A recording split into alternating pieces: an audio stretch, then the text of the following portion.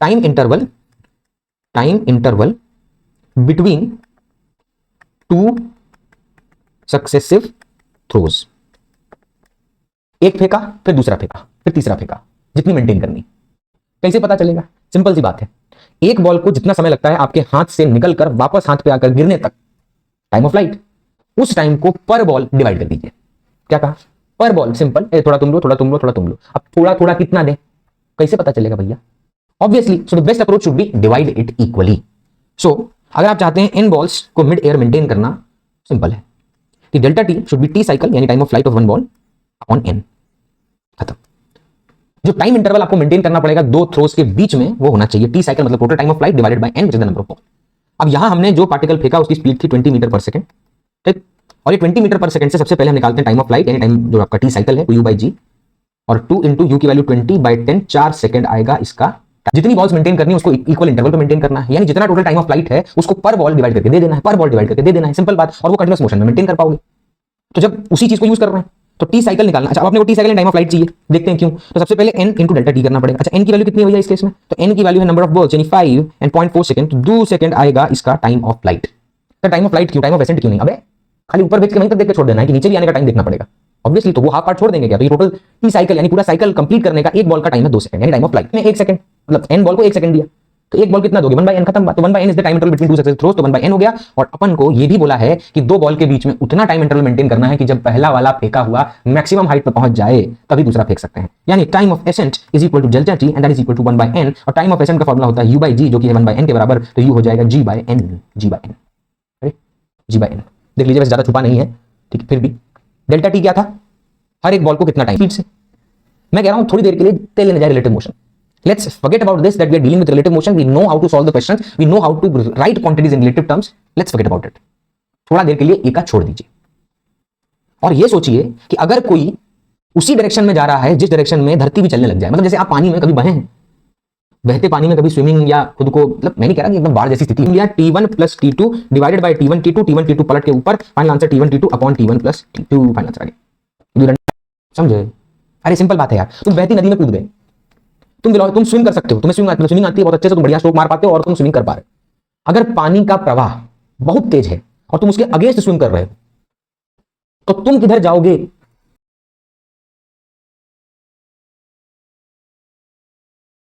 नमस्कार दोस्तों, शुरू करते हैं हमारा डिस्कशन और कंटिन्यू करते हैं उसी बात को जिस पे हम अभी तक फोकस्ड थे, that was relative motion. How the observer is chosen, how the equations of motion are utilized, how you substitute all the quantities which are given to you, and you are analyzing a motion of the object with respect to a moving one. Now you are considering that to be the observer. ये हमने सीखा। Different example लिए जिसमें एकदम basic case point object constant velocity से शुरू किया, उसमें भी एक ही मूव कर रहा था, फिर कांस्टेंट वेलोसिटी दोनों पे आए, फिर एक एक्सेलरेशन पे आए, फिर दो के एक्सेलरेशन पे आए, फिर ये भी देखा कि कहां पर रिलेटिव मोशन नहीं हो रहा था और तब भी हम उसको आगे तक लेके गए और उससे हमें गलत आंसर मिला। क्योंकि अब आप खुद सोचिए, किसी का मोशन अगर उसका एक्सेलरेशन पहले कुछ और वैल्यू थी और बाद में वो एक्सेलरेशन खत्म हो चुका है तो वो तो यूनिफॉर्मली एक्सेलरेटेड मोशन ही नहीं रहा। और तब भी आपने ग्राउंड के फ्रेम में पहले क्वांटिटीज लिखी और फिर रिलेटिव फ्रेम में जाके डील किया और उससे गलत आंसर आया। फिर चेक किया तो पता चला बहुत गलत है भैया, पाप किए हैं एकदम। तो कहां वो इक्का दुक्का जगह एकदम से हमको कंफ्यूज कर देता है, वो भी समझा।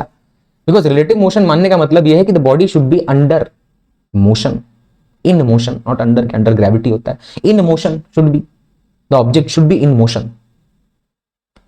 और जिसके साथ आप उसको डील कर रहे हैं, जिस फ्रेम में जाके आप डील कर रहे हैं, वो भी मोशन में होना चाहिए। अगर उसकी क्वांटिटीज बाद में जाके बदल जा रही हैं और तब भी आप वही यूज कर रहे हैं जो आपने इनिशियली माना था, वही बहुत गलत है। तो एक केस में हम फंसे थे, इसीलिए ये इसलिए प्रोमिनेंट तरीके से याद दिला रहा हूं। We have already done that. Now let's enter into the different category of question. और अब हम थोड़ी ऐसी इक्का दुक्का सवाल ऐसे भी लेंगे जो थोड़ा बिगिनिंग में लेने चाहिए थे, बट हम इस पॉइंट पे आके ले रहे हैं। कोई कैसे हमने, और आपने ये भी देखा होगा कि ये एग्जाम्पल है। आई हैव टेकन मतलब huge lot amount of time to solve these questions. Why? मैं शो ऑफ करने नहीं बैठा हूं, मैं ये नहीं दिखा रहा हूं कि मुझे आ रहा है और मैं कर रहा हूं धड़ाधड़। ये पर्पस होता तो मैं यहां बैठता, क्वेश्चन लगाता और करता जाता सॉल्व। ये तरीका नहीं होता। This is not the correct way to go. Right now we are learning हम वो स्क्रैच एकदम जीरो से खाली, अच्छा इक्वेशन ऑफ मोशन तुमने पहले ही पढ़ लिया था, यहां क्या उखाड़ रहे हैं नया? अरे यही उखाड़ रहे हैं कि कैसे ऑब्जर्वर के फ्रेम में जाके सोचते हैं, किसी ऑब्जर्वर मानते हैं, वो थिंकिंग को डेवलप किया, वो कैसे डिस्प्लेसमेंट फाइंड किया वो हमने सीखा। तो एग्जांपल जब मैं करा रहा होता हूं तो मेरा पर्पस सिखाना है, इसीलिए मैं और खुद भी सीखना, और कुछ नया मिल जाए तो कोई दिक्कत। और वहां पर हम अच्छे से थरोली हर एक पॉइंट को हमने आइसोलेट किया और देखा अच्छा डिस्प्लेसमेंट क्या है, अच्छा वेलोसिटी क्या है, अच्छा पोजीशन क्या है। हाँ देखिए कुछ कुछ चीजें मैंने आपको बोली कि ऐसे एक्सेप्ट कर लो, बट उसका लॉजिक मैंने 2-3 क्वेश्चन तक लगातार दिया, और डिफिकल्टी कैसे धीरे धीरे बढ़ गई कि पहले हमने कांस्टेंट वेलोसिटी एक का मूवमेंट, फिर दोनों का मूवमेंट कांस्टेंट वेलोसिटी, फिर एक का मूवमेंट कांस्टेंट वेलोसिटी, एक का वेलोसिटी विद एक्सेलरेशन, फिर दोनों का एक्सेलरेशन, फिर एक केस वहां जहां तो हम जाके फंस गए, जहां वो जाके वैलिड नहीं रहा तो दिमाग सतर्क हो जाएगा आपका, अच्छा ये फेल भी होता है भैया। तो थोड़ा बहुत सॉल्व करते टाइम चेक पॉइंट्स मैंने आपको लास्ट में दिए। Let's begin with our question, example number 12। A juggler is juggling 4 balls. Juggler पता होगा, ठीक है, हम भी वही कर रहे हैं अभी अपने जीवन में, juggling many things, okay. But let's come to question. Throwing each ball vertically upward with a speed of 20 metre per second. Juggler क्या करता है, वो मल्टीपल बॉल्स को हवा में मेंटेन करता है। मान लीजिए अगर आपके पास 2 बॉल हैं और आप उसको इस तरह से हवा में मेंटेन करना चाहते हैं, ठीक है, तो what will happen in this case? First you will throw 1 ball, ऐसा गया। अब जैसे ही वो थोड़ा ऊपर पहुंचा आप दूसरी फेंक देंगे, वो आपके हाथ में पहुंचेगी, ठीक है। अगर आप और बॉल्स मेंटेन करना चाहते हैं तीसरी फेंक दीजिए। अब 2 को मेंटेन करना है तो आपने देखा 2 क्या है, थोड़ा इजी होता है और सब कर चुके होते हैं अपने जीवन में, चलो करके देखते हैं ऐसे होता है कि नहीं। तो कहीं ना कहीं सेंस होता है कि जब जो पहली बॉल फेंकी थी जब वो हाथ पे आकर गिरती है दूसरी फेंक देते हैं। तो एक टाइम इंटरवल मेंटेन करना पड़ता है बॉल्स को अरेंज करने के लिए, क्योंकि अगर आप यही, जैसे आप देखिए क्लाउन है, जैसे कहीं कोई शो हो रहा है, मेला वेला कहीं लगा है, वहां बॉल जगलिंग करके दिखा रहा है साइकिल के ऊपर, साइकिल नहीं बोलते हैं यार, नाम बताइएगा भैया, सिंगल पहिए वाले को क्या बोलते हैं, साइकिल कहेंगे, ट्राइसिकल नहीं, कुछ तो होता है, बाइसिकल तो दू वाला, ठीक है, क्वाड बाइक अलग चीज है, वो बताइएगा। वो जो मेले वेले में नहीं वो क्लाउन बन के वो बॉल ऐसे जगल करते हैं और एक तो साइकिल होता है उस पर बैलेंसिंग करते हैं, उसका नाम बताइएगा कमेंट में लिख के क्या होता है, ठीक है। चलिए, तो यहां जो जगलर है is trying to maintain 4 balls, ठीक है, और हर एक बॉल को कितनी स्पीड से फेंक रहा है, 20 मीटर प्रति सेकंड से। तो ये बॉल है और इसको 20 मीटर प्रति सेकंड से फेंक रहा है। बट एक सेंस मैंने आपको दिया यहां पर कि जब आप 2 बॉल भी अगर मान लीजिए आप उठा उठा के ऐसे हवा में मेंटेन करना चाहते हैं, जगल करना चाहते हैं, बेटर वर्ड, तो आप उस केस में जब पहली वाली बॉल जिसको आपने पहले फेंका था वो कुछ एक टाइम इंटरवल या एक समय पार कर चुकी होती है, तब जाके आप दूसरी को फेंकते हैं। तो सोचिए 2 बॉल के लिए जब इतना लोड लेना पड़ रहा है तो 4, 6, 10 कैसे मेंटेन होता होगा? There should be a fixed interval that should be maintained between the balls, between the throws, so that वो अरेंज हो पाए और टकरा ना जाए एक दूसरे से, ठीक है। अब ये कंसेप्ट बिल्ड कर रहे हैं तो बातचीत करनी पड़ेगी अच्छी खासी, भर भर के एकदम लाएं बल्टी भर के उड़े लेंगे खूब, आप बस तैयार रहिए। One after the other at regular interval, वो उसने बोल दिया कि हर बॉल को 20 मीटर पर सेकंड से फेंकना है रेगुलर इंटरवल पे। At the instant when one ball is just leaving the juggler's hand, determine the positions of other 3 balls relative to hand, ठीक है। अब सबसे पहले देखिए यहां पर कितनी बॉल्स हैं, तो 4, ठीक है, 4 बॉल्स। मैं कह रहा हूं पहले एक जनरल डिस्कशन हो जाए भाई छोटा सा अपना सर एग्जांपल के नाम पे कर तो यही रहे हैं।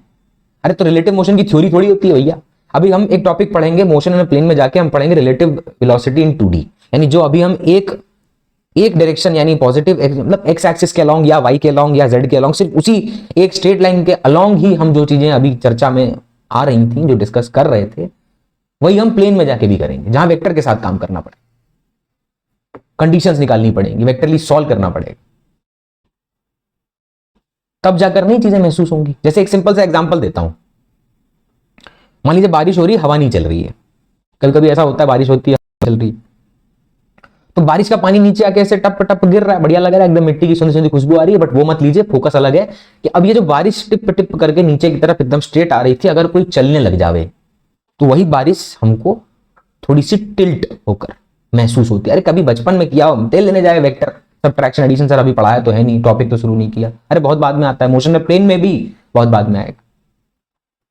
फील तो किया है, क्योंकि आप कोई कार के अंदर बैठे हो और बारिश नीचे की, आप कार रोक दो, देखो पानी ऐसे टिप टिप स्ट्रेट गिर रहा था, लेकिन आप गाड़ी चला रहे हो तेज, अब उसी कांच के ऊपर वो पानी दम दम करके गिर रहा है, ऐसा लग रहा है कोई बाल्टी भर के ऊपर से फेंक रहा है और आपकी तरफ ही फेंक रहा है।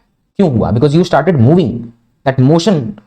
तो वहां पे ऑब्जर्वर ही जब खुद मूव करने लग जाता है तो फिर एक तरीका होता है, वही हमने यहां पर सीखा। तो यहां अब आप नोटिस करिए, जो 4 बॉल्स यहां पर मेंटेन करनी है, let's say n balls maintain करनी है, बिकॉज कोई जरूरी थोड़ी है 4 होगा, 6, 10 कुछ भी हो सकता है क्वेश्चन में, 4 बॉल्स मेंटेन करनी है और हर को 20 मीटर पर सेकंड से फेंकता है। अच्छा ठीक है, अब अगर n बॉल्स हैं तो पहले उसने जिस वेलोसिटी से फेंका, तो मैं क्या कर रहा हूं देखिए, एक्चुअल में मोशन कैसे होगा, जिस लाइन पे जाएगा उसी लाइन पे पलट के वापस आ जाएगा, जिस लाइन पे जाएगा उसी पे पलट के वापस आएगा, उसी पे सेम लाइन पे।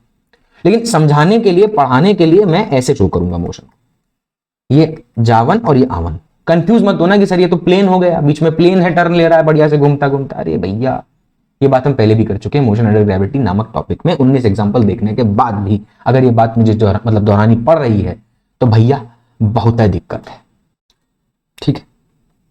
तो 20 मीटर प्रति सेकंड से हमने इस पार्टिकल को अपर डायरेक्शन में फेंका, अपना जर्नी कंप्लीट करके वापस आके धराशायी हो चुका है। लेकिन ये तो एक ऑब्जेक्ट को फेंकते तब, अब हमें 4 बॉल्स मेंटेन करनी है, तो सोचिएगा कैसे रीअरेंज, मतलब रीअरेंज कह रहा हूं, कैसे उसको अरेंज किया जाएगा, ठीक है। केमिस्ट्री थोड़ी कि रीअरेंजमेंट रिएक्शन पढ़ा रहे हैं, अरे मतलब ठीक। तो यहां पर हमने जब पार्टिकल फेंका तो n बॉल्स हैं और u स्पीड से मान लीजिए फेंक रहे हैं, ठीक है। आगे वाले पेज पे चलता हूं तो समझाने के लिए। अब सवाल ने जो कहा उसको सुनिए। कहा भैया मान लीजिए u मीटर पर सेकंड से फेंका है, n बॉल्स हवा में मेंटेन करनी है। अब अगर ये वाली बॉल जाएगी और अपने हाईएस्ट पॉइंट को टच करके वापस आकर धरती पर धराशायी हो जाएगी, फिर से मैं कह रहा हूं समझ लीजिए, मोशन एक ही लाइन पे होगा। तो मान लीजिए इसको ऐसा करने में जो टाइम लगा है उसको बोल रहे हैं t, और हम जानते हैं इसकी का नाम क्या होता है, टाइम ऑफ फ्लाइट। कितने बजे आएगी वो नहीं, कितना समय ये हवा में रहा, टाइम ऑफ फ्लाइट। इसी को हम एक और नाम देते हैं टी साइकिल। टी साइकिल का मतलब क्या है, साइकिल नहीं, ठीक है। साइकिल का मतलब ये है that time which is taken by an object, एक ऑब्जेक्ट को जब आपने फेंका है तो कितनी देर में वो ऊपर जाकर वापस आकर गिरता है। जैसे अगर कोई जगलर, मतलब जगलर तो तब कहेंगे ना जब जब जब, जब वो जगलिंग कर पाएगा, तो उसके अलावा क्या, जैसे किसी को भी बोल दिया जगलर है, वो जगलर है, जगलर, ऐसा थोड़ी होता है। तो वो तो जिसके पास वो स्किल है, जो कर सकता है उसको बोल रहे हैं। तो जब उसने सीखा होगा तो कैसे सीखा होगा, उसने पहले एक बॉल फेंकी, वो गई ऊपर आई, हाथ में पकड़ लिया, कैच कर लिया, दूसरा, तीसरा, चौथा, तो उसको समझ आ जाएगा ना कितना गति से वो कितना जोर लगा रहा है बॉल के ऊपर कि उसको फेंक रहा है। तो वो फीलिंग एक बार जनरेट होने लगेगी भैया कितना तेज फेंकें कि वो बॉल के बीच में सेपरेशन मेंटेन होता है। तो जो टोटल टाइम लेता है एक बॉल ऊपर जाकर, वो ऐसे ही शुरू करते हैं भैया, पहले 1 से, फिर 2 से, फिर 3 से, यही होता है। कोई भी इंसान सीधा जाके 5 गो ऐसा नहीं शुरू कर सकता, ठीक है। nobody can do that, so you don't try it. if you are tackling with multiple chapters at the same time, I'm telling you, you'll get confused. उसका एक तरीका होना चाहिए, क्योंकि आपको उस थॉट प्रोसेस से बाहर निकलना पड़ेगा उस चैप्टर के जिसमें आप घुस चुके हैं। और जितना जल्दी हो सके इस चीज से बाहर निकलना वही बेटर है। क्यों? क्योंकि लास्ट में जाके वही करना है, 45-50 जो भी नंबर ऑफ क्वेश्चन है एग्जाम में दिए हुए, उनके साथ डील करना है। और वो करने के लिए बार बार वो माइंड थॉट प्रोसेस टक टक टक बदलनी चाहिए और चेंज होनी चाहिए। तो अब यहां पर टाइम ऑफ फ्लाइट या टी साइकिल कह लीजिए एक बॉल का, वो कितना होगा, तो हमको पता है फॉर्मूला, टाइम ऑफ फ्लाइट का फॉर्मूला होता है 2u/g, let's say u being the velocity with which object is thrown, and because of the fact that the जो झटका हम देंगे बॉल्स को ऊपर मूव करने के लिए, वो सबको हम सेम वेलोसिटी इंपार्ट करने वाले हैं, ठीक है, आइडियलिस्टिक तरीके से। अरे रियल जिंदगी में हो सकता है ऊपर नीचे हो जाए, बट ठीक। तो यहां अच्छा, अब n बॉल्स को मेंटेन करना है, तो what should be the interval, ये क्या, what is delta T, delta T is the successive, sorry रुकिए सीधा वो वर्ड लिख दिया, time interval between two successive throws. एक फेंका, फिर दूसरा फेंका, फिर तीसरा फेंका, जितनी मेंटेन करनी। कैसे पता चलेगा? सिंपल सी बात है, एक बॉल को जितना समय लगता है आपके हाथ से निकलकर वापस हाथ पे आकर गिरने तक, टाइम ऑफ फ्लाइट, उस टाइम को पर बॉल डिवाइड कर दीजिए। क्या कहा? पर बॉल, सिंपल, थोड़ा तुम लो, थोड़ा तुम लो, थोड़ा तुम लो। अब थोड़ा थोड़ा कितना दें, कैसे पता चलेगा भैया? Obviously, so the best approach should be divide it equally. So अगर आप चाहते हैं इन बॉल्स को मिड एयर मेंटेन करना, सिंपल है, the delta T should be T cycle यानी time of flight of one ball upon n, खत्म। जो टाइम इंटरवल आपको मेंटेन करना पड़ेगा दो थ्रोज के बीच में, वो होना चाहिए टी साइकिल, मतलब total time of flight divided by N which is the number of ball. अब यहां हमने जो पार्टिकल फेंका उसकी स्पीड थी 20 मीटर पर सेकेंड, ठीक। और ये 20 मीटर पर सेकेंड से सबसे पहले हम निकालते हैं टाइम ऑफ फ्लाइट, यानी टाइम जो आपका टी साइकिल है 2u/g, और 2 इंटू यू की वैल्यू 20/10, 4 सेकेंड आएगा इसका टाइम ऑफ फ्लाइट यानी साइकिल टाइम। और अब निकाल रहे हैं डेल्टा टी, यानी एक बॉल। अब कोई बोलेगा सर एक बॉल के बीच में इंटरवल क्या होता है? अबे एक बॉल मतलब पहले एक फेंक दिया, घड़ी शुरू, फिर जैसे ही दूसरी फेंकी घड़ी बंद, तो वो डेल्टा टी यानी दो थ्रो के बीच का जो सक्सेसिव इंटरवल मेंटेन करना है, सो दैट दूसरी वाली पहली वाली से टकरा ना जाए फेंकते वक्त, या वो लेट आए और ये हवा में फिर आप फेंकें तो वो फेंकते टाइम टकरा गई, तो वो मेंटेन करना पड़ेगा ना यूनिफॉर्मली भैया, ठीक है, तो सॉरी इक्वली। तो यहां पर टी साइकिल कितना है 4 सेकंड, बॉल्स कितने हैं 4, 1 सेकंड, यानी the interval between two successive throws is 1 second. 1 second बाद फेंकिएगा, तो हर 1 सेकंड बाद आप दूसर का बॉल फेंक रहे हैं, ये बात समझ जाइए। तो 1 सेकंड का इंटरवल मेंटेन करना है। अच्छा, तो यही सवाल था क्या? नहीं। Determine the position of other balls relative, एक minute, relative to the ground, mike hello, हाँ, रिलेटिव टू द ग्राउंड, नहीं तो पता चले आदमी लिपसिंग करके पढ़ा रहा है ना, अच्छा नहीं लगेगा ना, कहीं कुछ आप और समझ लें। चलिए, तो यहां डेल्टा टी 1 सेकंड यानी 1 सेकंड का इंटरवल है। अच्छा, यानी अगर मान लीजिए 4 बॉल हवा में मेंटेन करनी है, तो सबसे पहले ये है आपका हाथ, हैंड, किसका? वो जो जगलर है उसका। उसने पहले फर्स्ट बॉल फेंकी,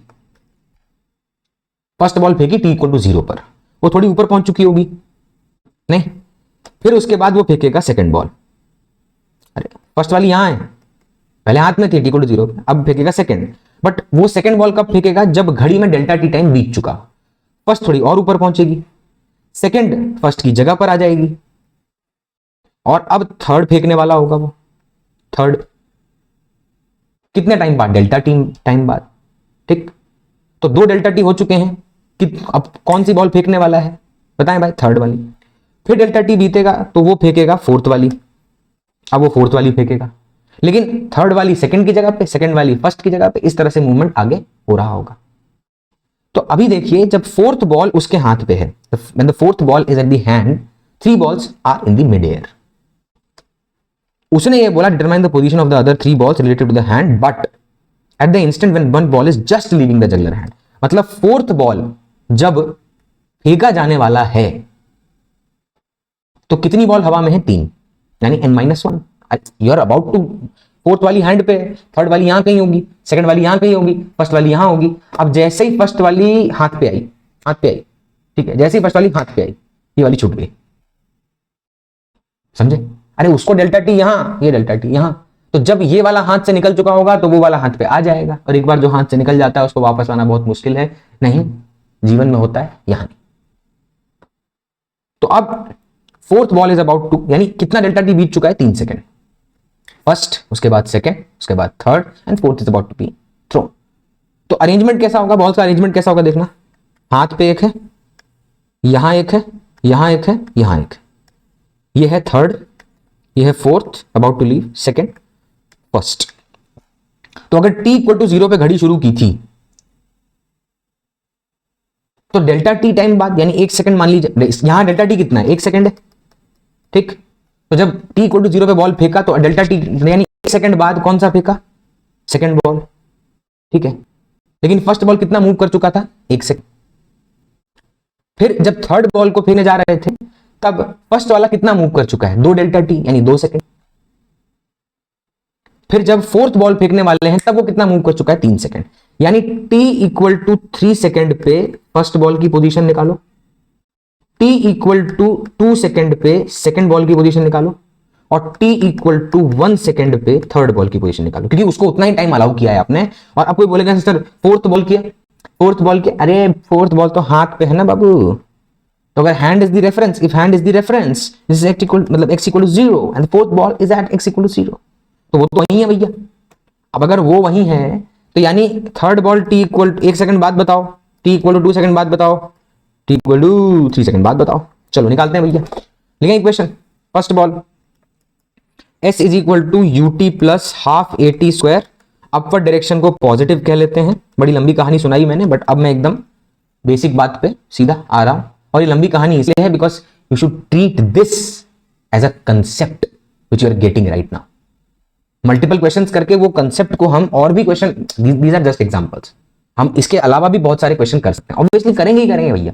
if you want selection you have to do it. ये एग्जांपल्स तो मैं सिखा रहा हूं, तो इसका मतलब ये तो वहीं खत्म हो गए, तो क्या बार बार रिसीव करते रहोगे? करना भी है तो अभी मत करना, 1.5-2 महीने बाद करना, ताकि दिमाग से वो चीजें निकल चुकी हों जो गलत होने के चांसेस हैं, भूल चुके होंगे आप पक्का, और फिर एकदम नए सिरे से, क्योंकि फिजिक्स का यही है भैया, if somebody is trying to memorize physics, लगने वाली है, तय है।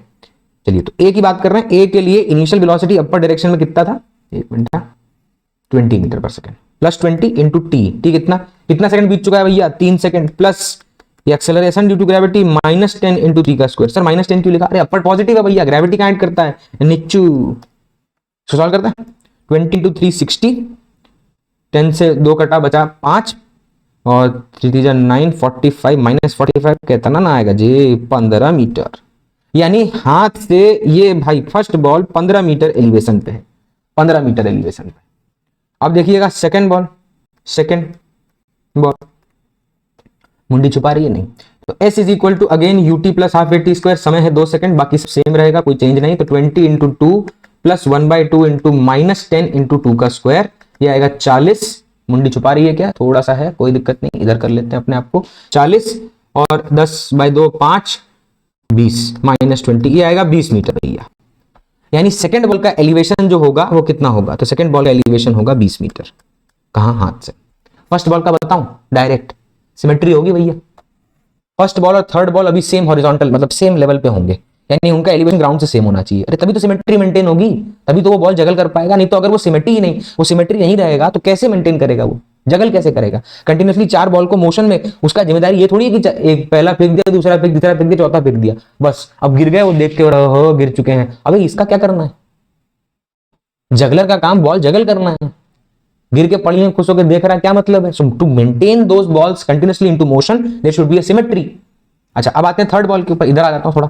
थर्ड बॉल, ठीक है, थर्ड बॉल क्या है, थर्ड बॉल के लिए s is equal to again ut plus half at square. और थर्ड बॉल कितना सेकंड हुआ है, हाथ से निकले 1 का सेकंड, पकड़ा जा सकता है नहीं, ठीक, पर्पस वो नहीं। चलिए तो 20 into 1 plus 1/2 acceleration due to gravity -10 into 1 का स्क्वायर, 20, ये कितना आएगा -5, देखिए 15 मीटर आया, 15 मीटर।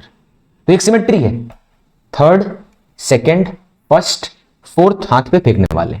जैसे ही ये डेल्टा टी टाइम ऊपर जाएगा, ये हाथ पे पहुंच जाएगा, फिर ऊपर, फिर फोर्थ यहां पर है, थर्ड यहां पर है, सेकंड यहां पर है, फर्स्ट हाथ पर है जिसको फेंकने वाले हैं। ये कंटिन्यूस चलता रहेगा और ये परपेचुअली चलते रहेंगे जब तक जगलर थक न जाए या हम बोर ना हो जाए कि चल बे, यही करता रहेगा क्या, ठीक।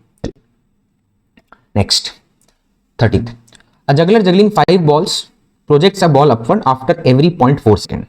यानी 2 बॉल्स के बीच का जो टाइम इंटरवल सक्सेसिव थ्रोज के बीच का मेंटेन करना है वो है 0.4 second. Find the maximum height attended by each ball. अच्छा कितनी बॉल्स हैं भैया, n कितना है 5। सर अभी थोड़ी देर पहले हमने एक फॉर्मूला देखा था, क्या उस फॉर्मूले को हम याद कर सकते हैं, ठीक है कर लो, बट मैं कह रहा हूं सिंपल सी बात है, जितनी बॉल्स मेंटेन करनी है उसको इक्वल इंटरवल पे मेंटेन करना है। यानी जितना टोटल टाइम ऑफ फ्लाइट है उसको पर बॉल डिवाइड करके दे देना है, पर बॉल डिवाइड करके दे देना है, सिंपल बात। और वो कंटिन्यूअस मोशन में मेंटेन कर पाओगे। तो जब उसी चीज को यूज कर रहे हैं तो टी साइकिल निकालना। अच्छा अब अपने को T cycle and time of flight चाहिए, देखते हैं क्यों। तो सबसे पहले n इंटू डेल्टा टी करना पड़ेगा। अच्छा n की वैल्यू कितनी है भैया इस केस में, तो n की वैल्यू है नंबर ऑफ बॉल्स यानी 5 एंड 0.4 सेकंड, तो 2 सेकंड आएगा इसका टाइम ऑफ फ्लाइट। तो टाइम ऑफ फ्लाइट क्यों, टाइम ऑफ एसेंट क्यों नहीं, अबे खाली ऊपर भेज के वहीं तक देख के छोड़ देना है कि नीचे भी आने का टाइम देखना पड़ेगा ऑब्वियसली। तो वो हाफ पार्ट छोड़ देंगे क्या, तो ये टोटल टी साइकिल यानी पूरा साइकिल कंप्लीट करने का एक बॉल का टाइम है 2 सेकंड यानी टाइम ऑफ फ्लाइट। और टाइम ऑफ फ्लाइट का फॉर्मूला क्या होता है, what is time of flight formula, 2u/g। अब 2u/g में ध्यान दीजिएगा, अगर मैं टाइम ऑफ फ्लाइट को 2u/g लिख रहा हूं और उसकी जगह पे 2 सेकंड लिखूंगा तो ये 2 से 2 काट दूंगा, u की वैल्यू ध्यान से देखिए आएगा g के बराबर यानी 10 मीटर प्रति सेकंड। अब 10 मीटर प्रति सेकंड को हम यूज करेंगे और मैक्सिमम हाइट निकाल लेंगे। भैया मैक्सिमम हाइट का फॉर्मूला जल्दी से बता दीजिए, नहीं तो देख लीजिए गाली गलौज हो जाएगी फिर, अगर कोई नहीं बोलेगा, नहीं इसको याद रख के बैठा है तो बहुत दिक्कत है। वो दिक्कत हम आपको भी देंगे फिर क्योंकि हमको मिल रही है। और u की जगह लिखेंगे 10 का स्क्वायर डिवाइडेड बाय 20, 100/20 5 मीटर, यानी the maximum height attended by each ball during that continuous motion of juggling is 5 meters, 5 meter है, ठीक। चलो आगे बढ़ते हैं। A juggler maintains 10 balls in motion, making each of them rise to height of 80 metre, ठीक है। यानी सबको 80 मीटर हाइट, यानी h जो है कैपिटल H वो 80 मीटर है। और वैसे भी सबको सेम तरीके से बोला ना, जो होगा सबका सेम होगा। अगर नीट का पेपर डिफिकल्ट आया था, मेंस का 1-2 जो अटेम्प्ट थे वो इजी थे, या ऑनलाइन के पेपर कह रहा हूं मैं, अगर वो इजी थे तो सबके लिए थे, किसी एक के लिए नहीं। किसी एक स्पेसिफिक इंस्टीट्यूट के बच्चों के लिए नहीं, इट्स अ कॉम्पिटिटिव एग्जाम। जब 715 की लड़ी लग गई थी बिना बात के, तब तो लोग छाती ठोक के हर जगह से आके बता रहे थे कि इतने आए इतने आए। जैसे ही वो मार्केट गिरा, मार्क्स का नंबर गिरा, सीधा पॉइंट इमोशनल शुरू हो गया। क्यों भैया? ये फील्ड कब से इमोशन खेलने वाली हो गई? It's a pure logic oriented field. If you are getting the result, done. जीवन पुचकारने के लिए चाहिए तो अलग बात है। चलिए, ज्यादा माहौल सीरियस हो गया, वापस आते हैं। A juggler maintain 10 balls in motion, making each of them rise to height of 80 metre from his hands. Okay okay okay, ठीक है। हाइट वैसे भी दी नहीं है तो कोई ज्यादा पंगा नहीं। टू कीप प्रॉपर डिस्टेंस, क्या भैया? To keep proper distance between them, what time interval should be maintained? अच्छा, सबसे पहले आपको चाहिए दो बॉल के, क्या पूछ रहा है? Time interval should be maintain between throws. दो थ्रो, मतलब दो थ्रो के बीच में इंटरवल, उसको अपने डेल्टा टी नाम दिया था भैया। और डेल्टा टी किसके बराबर था? टी साइकिल अपॉन एन के नंबर ऑफ बॉल्स के। अच्छा, व्हाट इज टी साइकिल? वो था time of flight. Time of flight, उस टाइम ऑफ फ्लाइट को हम एन बॉल से डिवाइड करके सबको इक्वली दे रहे थे, ताकि वो डिस्ट्रीब्यूशन रहे और कोई बॉल टकराए ना, और मस्त मोशन कंटिन्यूस चलता रहे और मजा आवे बॉल देख के। आहा, क्या क्या फेंका है। तो अब हमारे पास तो एच है, जी की वैल्यू है। सबसे पहले एच का फॉर्मूला क्या होता है भैया? यू स्क्वायर बाय 2g, और u हो जाएगा रूट 2g, मतलब 10 इंटू 80 आएगा 1600, तो 40 मीटर प्रति सेकेंड। अब 40 मीटर प्रति सेकेंड से हम बॉल फेंका जाएगा तो अपना काम हो जाएगा। And what is the time of flight? Capital T in this case, what is that? That is 2u by g, so 2 into 40 by 10 is 8 seconds. देख लीजिएगा कैलकुलेशन में कहीं गड़बड़ाहट ना हो जाए। गड़बड़ाहट क्या होती है? घबराहट होती है या गड़बड़ी होती है? वाह, नया शब्द बना दिए हैं, गड़बड़ाहट। ठीक है, तो t equal to 8 second roll time. 40 meter प्रति सेकंड अपना वेलोसिटी है, 1 मिनट 2 1640, ठीक है। और टाइम ऑफ फ्लाइट हो गया 8 सेकंड का। अब ये जो 8 सेकंड है, ये टोटल टाइम है भैया, एक बॉल को पूरा जर्नी कंप्लीट करके वापस आने का, हाथ से हाथ तक। अब अपने को चाहिए डेल्टा टी, और डेल्टा टी होता है भैया T by N. What is the value of T? Capital T कितना है? 8। अब कितना बॉल मेंटेन करना है? 10 मेंटेन 10 बॉल्स। देखिए ना, 10 बॉल्स इन मोशन, तो कितना आ गया? 0.8 सेकेंड। हर एक बॉल को 0.8 सेकेंड इंटरवल के बाद फेंकिए, सब की सब 80 मीटर राइज करेंगी और 8 सेकेंड बिताते हुए आकर दोबारा आपके हाथ पर पसर जाएंगी। अगर आप उसके बाद दोबारा फेंकना चाहते नहीं तो चलता रहेगा। अब कैच करके आप खुश हो गए कि चलो ओहो बस, तो अलग बात है।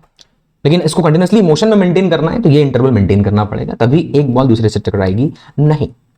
Question number, example number 15, sorry I said question, I take my words back. ठीक है, एग्जाम्पल 15, ठीक है, क्योंकि एग्जाम्पल है भैया, क्वेश्चन नहीं। क्वेश्चन में आप देखिएगा स्पीड, एक सांस में खत्म करेंगे उसको। हाँ, कभी कभी सांस लंबी लेनी पड़ेगी, डिपेंड करता है लेंथ ऑफ क्वेश्चन पे। चलिए, तो a juggler throws balls vertically upward with the same initial velocity in air. ठीक है, सबको सेम वेलोसिटी यू से फेंक रहा है, मान लीजिए, बहुत बढ़िया, खुशी की बात है। When the first ball reaches it's highest he throws the next ball. यानी जब एक ये बॉल फेंका मान लो फर्स्ट वाला, और ये हाईएस्ट पॉइंट है, इससे ऊपर नहीं जा सकता, वो तो यू पे डिपेंड करेगा वैसे भी। अब जैसे ही फर्स्ट वाला यहां पहुंच जाता है, वो सेकंड वाली बॉल फेंकता है। लेकिन जब फर्स्ट वाला पहुंच जाएगा तब कहां पर? मैक्सिमम हाइट पर। यानी इन दोनों के बीच में जो टाइम इंटरवल मेंटेन करना है वो कुछ इतना होना चाहिए कि वो टाइम ऑफ एसेंट के बराबर होना चाहिए। सर ये का है टीए, काली गलौच, ठीक है। टीए क्या है? Time of accent. आप जब किसी ऑब्जेक्ट को अपने हाथ से फेंकते हैं, थ्रो करते हैं, तो after time of accent, time of accent के बाद वो कहां पहुंच जाता है? मैक्सिमम हाइट पर। और वही कह रहा है कि आप दूसरी बॉल तभी फेंक सकते हैं when the first ball reaches it's highest he throws the next. तो पहला वाला जब हाईएस्ट पॉइंट पे पहुंचता है तब दूसरा फेंकता है। इसका मतलब कितना गैप रखना पड़ेगा? समय के हिसाब से बोल, हाइट की बात मत कर, कितना समय के हिसाब से, कितना टाइम इंटरवल रखना पड़ेगा दो बॉल के थ्रो के बीच में? तो उतना ही जितना एक बॉल को हाईएस्ट पॉइंट पे पहुंचने में लगा। और किसी पर्टिकुलर सरफेस से ऑब्जेक्ट को जब आप फेंकते हैं तो उसको टाइम ऑफ एसेंट जितना समय लगता है अपने हाईएस्ट पॉइंट पर ट्रैजेक्टरी के पहुंचने में। ओके, तो TA is the time of ascent and that should be calculated. Assuming juggler throws n ball per second, the maximum height the ball can reach. Okay, यानी n balls, ये कैसा n है? n balls per second, वो throw कर रहा है, ये उसकी फ्रीक्वेंसी है। फ्रीक्वेंसी समझते हैं भैया आपने? फ्रीक्वेंसी, ये चलो इसको नाम फ्रीक्वेंसी दे दिया तो यानी कि लिख के रट के याद कर लेना इसको। What is frequency? एक सेकंड में कितना बार होता है, ठीक है।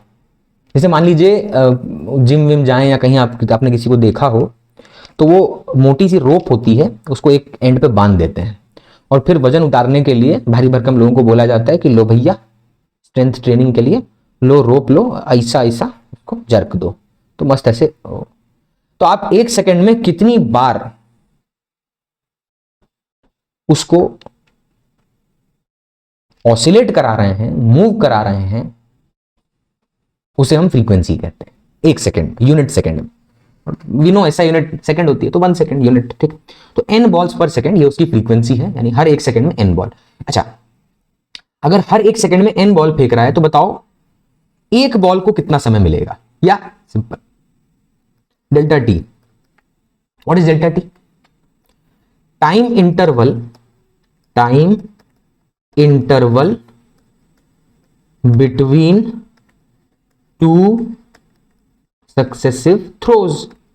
भैया दो सक्सेसिव थ्रो के बीच में कितना टाइम इंटरवल रखें? तो अगर एक सेकंड में n बॉल फेंका जा रहा है तो एक बॉल फेंकने के बाद दूसरी बॉल कितने देर के बाद फेंकी जाएगी? तो वो होगा 1/n seconds. That is delta T. Delta T मतलब मेरा पीछे तो नहीं छुप गया, ठीक है, खोपड़िया बड़ी है ना।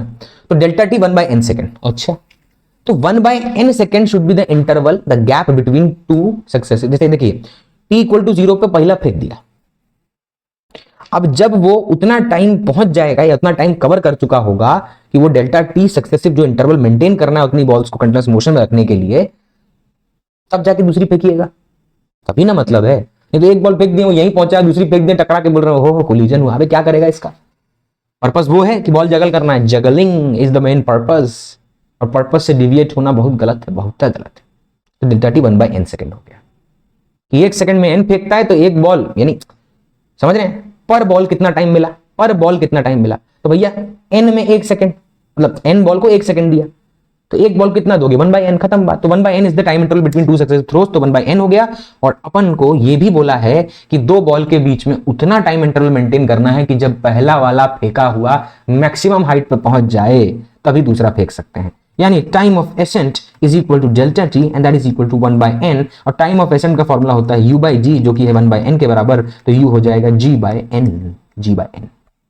अरे g/n देख लीजिए, वैसे ज्यादा छुपा नहीं है, ठीक है। फिर भी डेल्टा टी क्या था? हर एक बॉल को कितना टाइम मिल रहा है, तो पर बॉल कितना टाइम अलाउड है? 1/n। तो 1/n के बाद दूसरी फेंकेंगे, 1/n के बाद तीसरी फेंकेंगे, 1/n के बाद चौथी फेंकेंगे, क्योंकि एक सेकंड में n बॉल्स फेंक रहे हैं, फ्रीक्वेंसी है। अब बात रही कि भैया T A time of accent क्यों लिया? बिकॉज जब उसी ने क्वेश्चन ने बोला जब बॉल को फेंका तो वो जब फर्स्ट बॉल को फेंका जब मैक्सिमम हाइट पहुंच जाएगा तभी आप फेंक पाएंगे दूसरी। इतना भी मत फेंकिए कि सामने वाला पकड़ ना पाए। तो ये u मिल गया g/n। अच्छा जी ठीक है, इसका क्या करें? तो सबसे पहले u मिल गया g/n, इससे हम खुश हैं।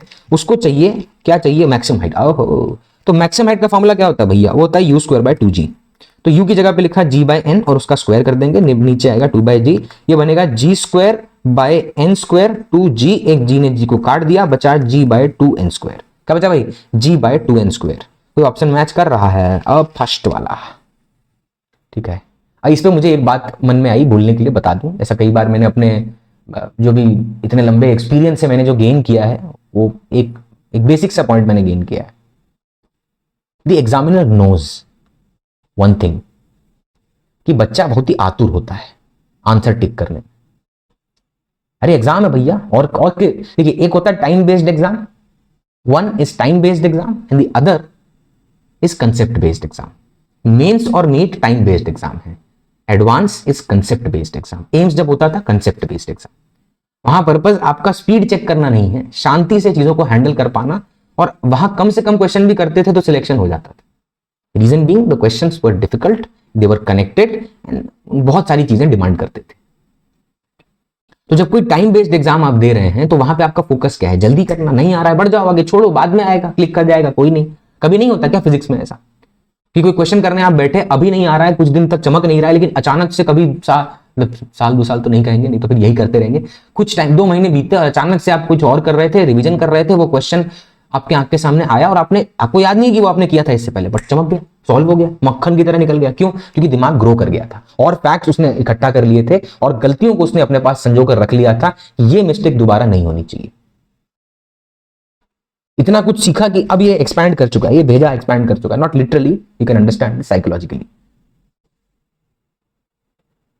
तो वहां पर हो सकता है, ऐसी स्थिति में हो सकता है टाइम बेस्ड एग्जाम में कि हमने आंसर निकाला और आंसर जो आया वो फर्स्ट है, टिक कर दिया, खुश हो गए, बट वहीं से हमारी लंका लग गई। इसलिए जब भी पहला ऑप्शन होता है थोड़ा सतर्क रहें। एक नजर घुमा लें, क्या दिक्कत है? मैंने 1 मिनट 40 सेकंड लगाया, लेकिन 10 सेकंड एक बार नजर घुमाने में नहीं लगाया, तो मेरा 1 मिनट 40 सेकंड तो बेकार है। बट इसका मतलब ये नहीं कि इस बार एग्जामिनर ने 45 में से 40 क्वेश्चन के ऑप्शन ए रखे हैं तो आप हर बार ये ऑप्शन चेक कर रहे हैं। कोई एग्जामिनर ऐसा नहीं करता, because this is not a psychological test. ठीक है, इससे डिफिकल्टी और बढ़ जाएगी, क्योंकि 10 क्वेश्चन ए ऑप्शन टिक करने के बाद आदमी सतर्क हो जाएगा, ना कुछ तो झोल है, गलत ही कर रहा हूं मैं। तो वो एग्जामिनर सोच के बैठता है, डोंट वरी, एवरीथिंग 1 साल दिया है और करना क्या है ना? बस 2 साल पहले वाला नहीं करना, पासा फेंक के। चलिए,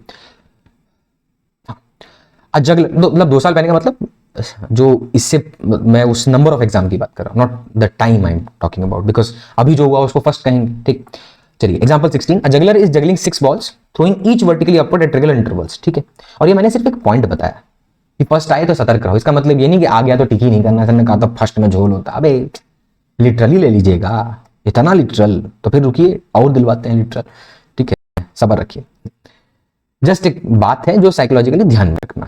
सर जल्दी क्वेश्चन करो। Okay, a juggler is juggling 6 balls. ठीक है, 6 गो बॉल है, throwing each vertically upward at regular intervals, हर रेगुलर इंटरवल पे each ball takes 1 second to travel from one hand to the other, assuming g equal to 10, determine the maximum height reached by each ball. Okay, what to do in this case? क्या कह रहा है? सुनिए, 6 ball है, n की value 6 है, each ball takes 1 second to travel from one hand to the other. अरे ये क्या है? अगर कोई जगलिंग कर रहा है, मान लो 1 का बॉल है, उसको फेंका, हाथ में आया, फेंका, हाथ में आया, फेंका, हाथ में आया, मजा आ रहा था। तो अगर कोई ऐसा कर रहा है तो उसको एक इंटरवल नहीं मेंटेन करना होगा। तो जब हाथ से बॉल निकला और दोबारा हाथ पर वापस आया, इसी को हम क्या बोलते हैं? क्या बोलते हैं? Time of flight, cycle time. नहीं, that is what we said भैया, हाथ से हाथ, यानी ये क्या दिया है? ये दिया है time of flight and that is 2u/g and that is given as 1 second. और भैया को मैक्सिमम हाइट रीच चाहिए, निकाल देते हैं। तो 2u/g अगर 1 है तो 2u इक्वल टू 10 है, u की वैल्यू 5 मीटर प्रति सेकंड है।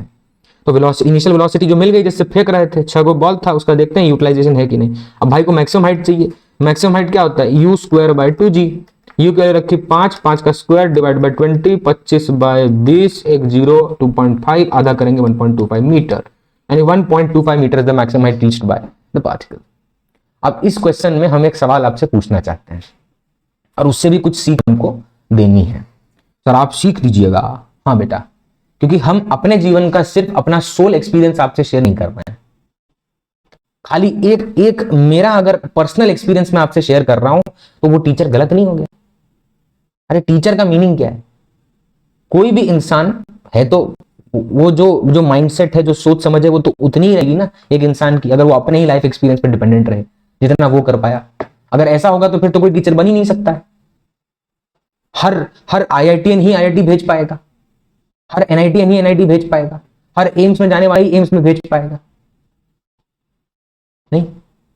But teacher is not that.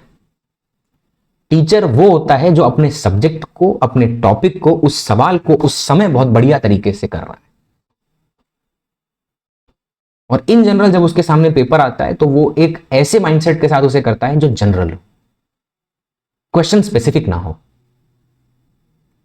Question specific काम करने से होता क्या है, जैसे आप बहुत सारे क्वेश्चन करते होंगे, तो मान लीजिए कोई क्वेश्चन आपको नहीं आ रहा है तो आप गूगल पे लिख दें या चैट जीपीटी से पूछ लें, वो एक सोल्यूशन दे देता है। आप देख के खुश हो जाते हैं और आप सीधा आंसर देखते टिक मार के आगे बढ़ जाते हैं। ये आपकी खुशी है इसलिए क्योंकि आपने बहुत मेहनत की उस क्वेश्चन को जानने के लिए।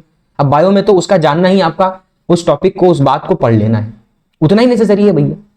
Only that much is needed just to know that fact and then physics में जानने से क्या होगा? 20 मीटर पर सेकंड आंसर आया, क्या करेंगे? तेल डालेंगे? इथेनॉल मिला हुआ नहीं,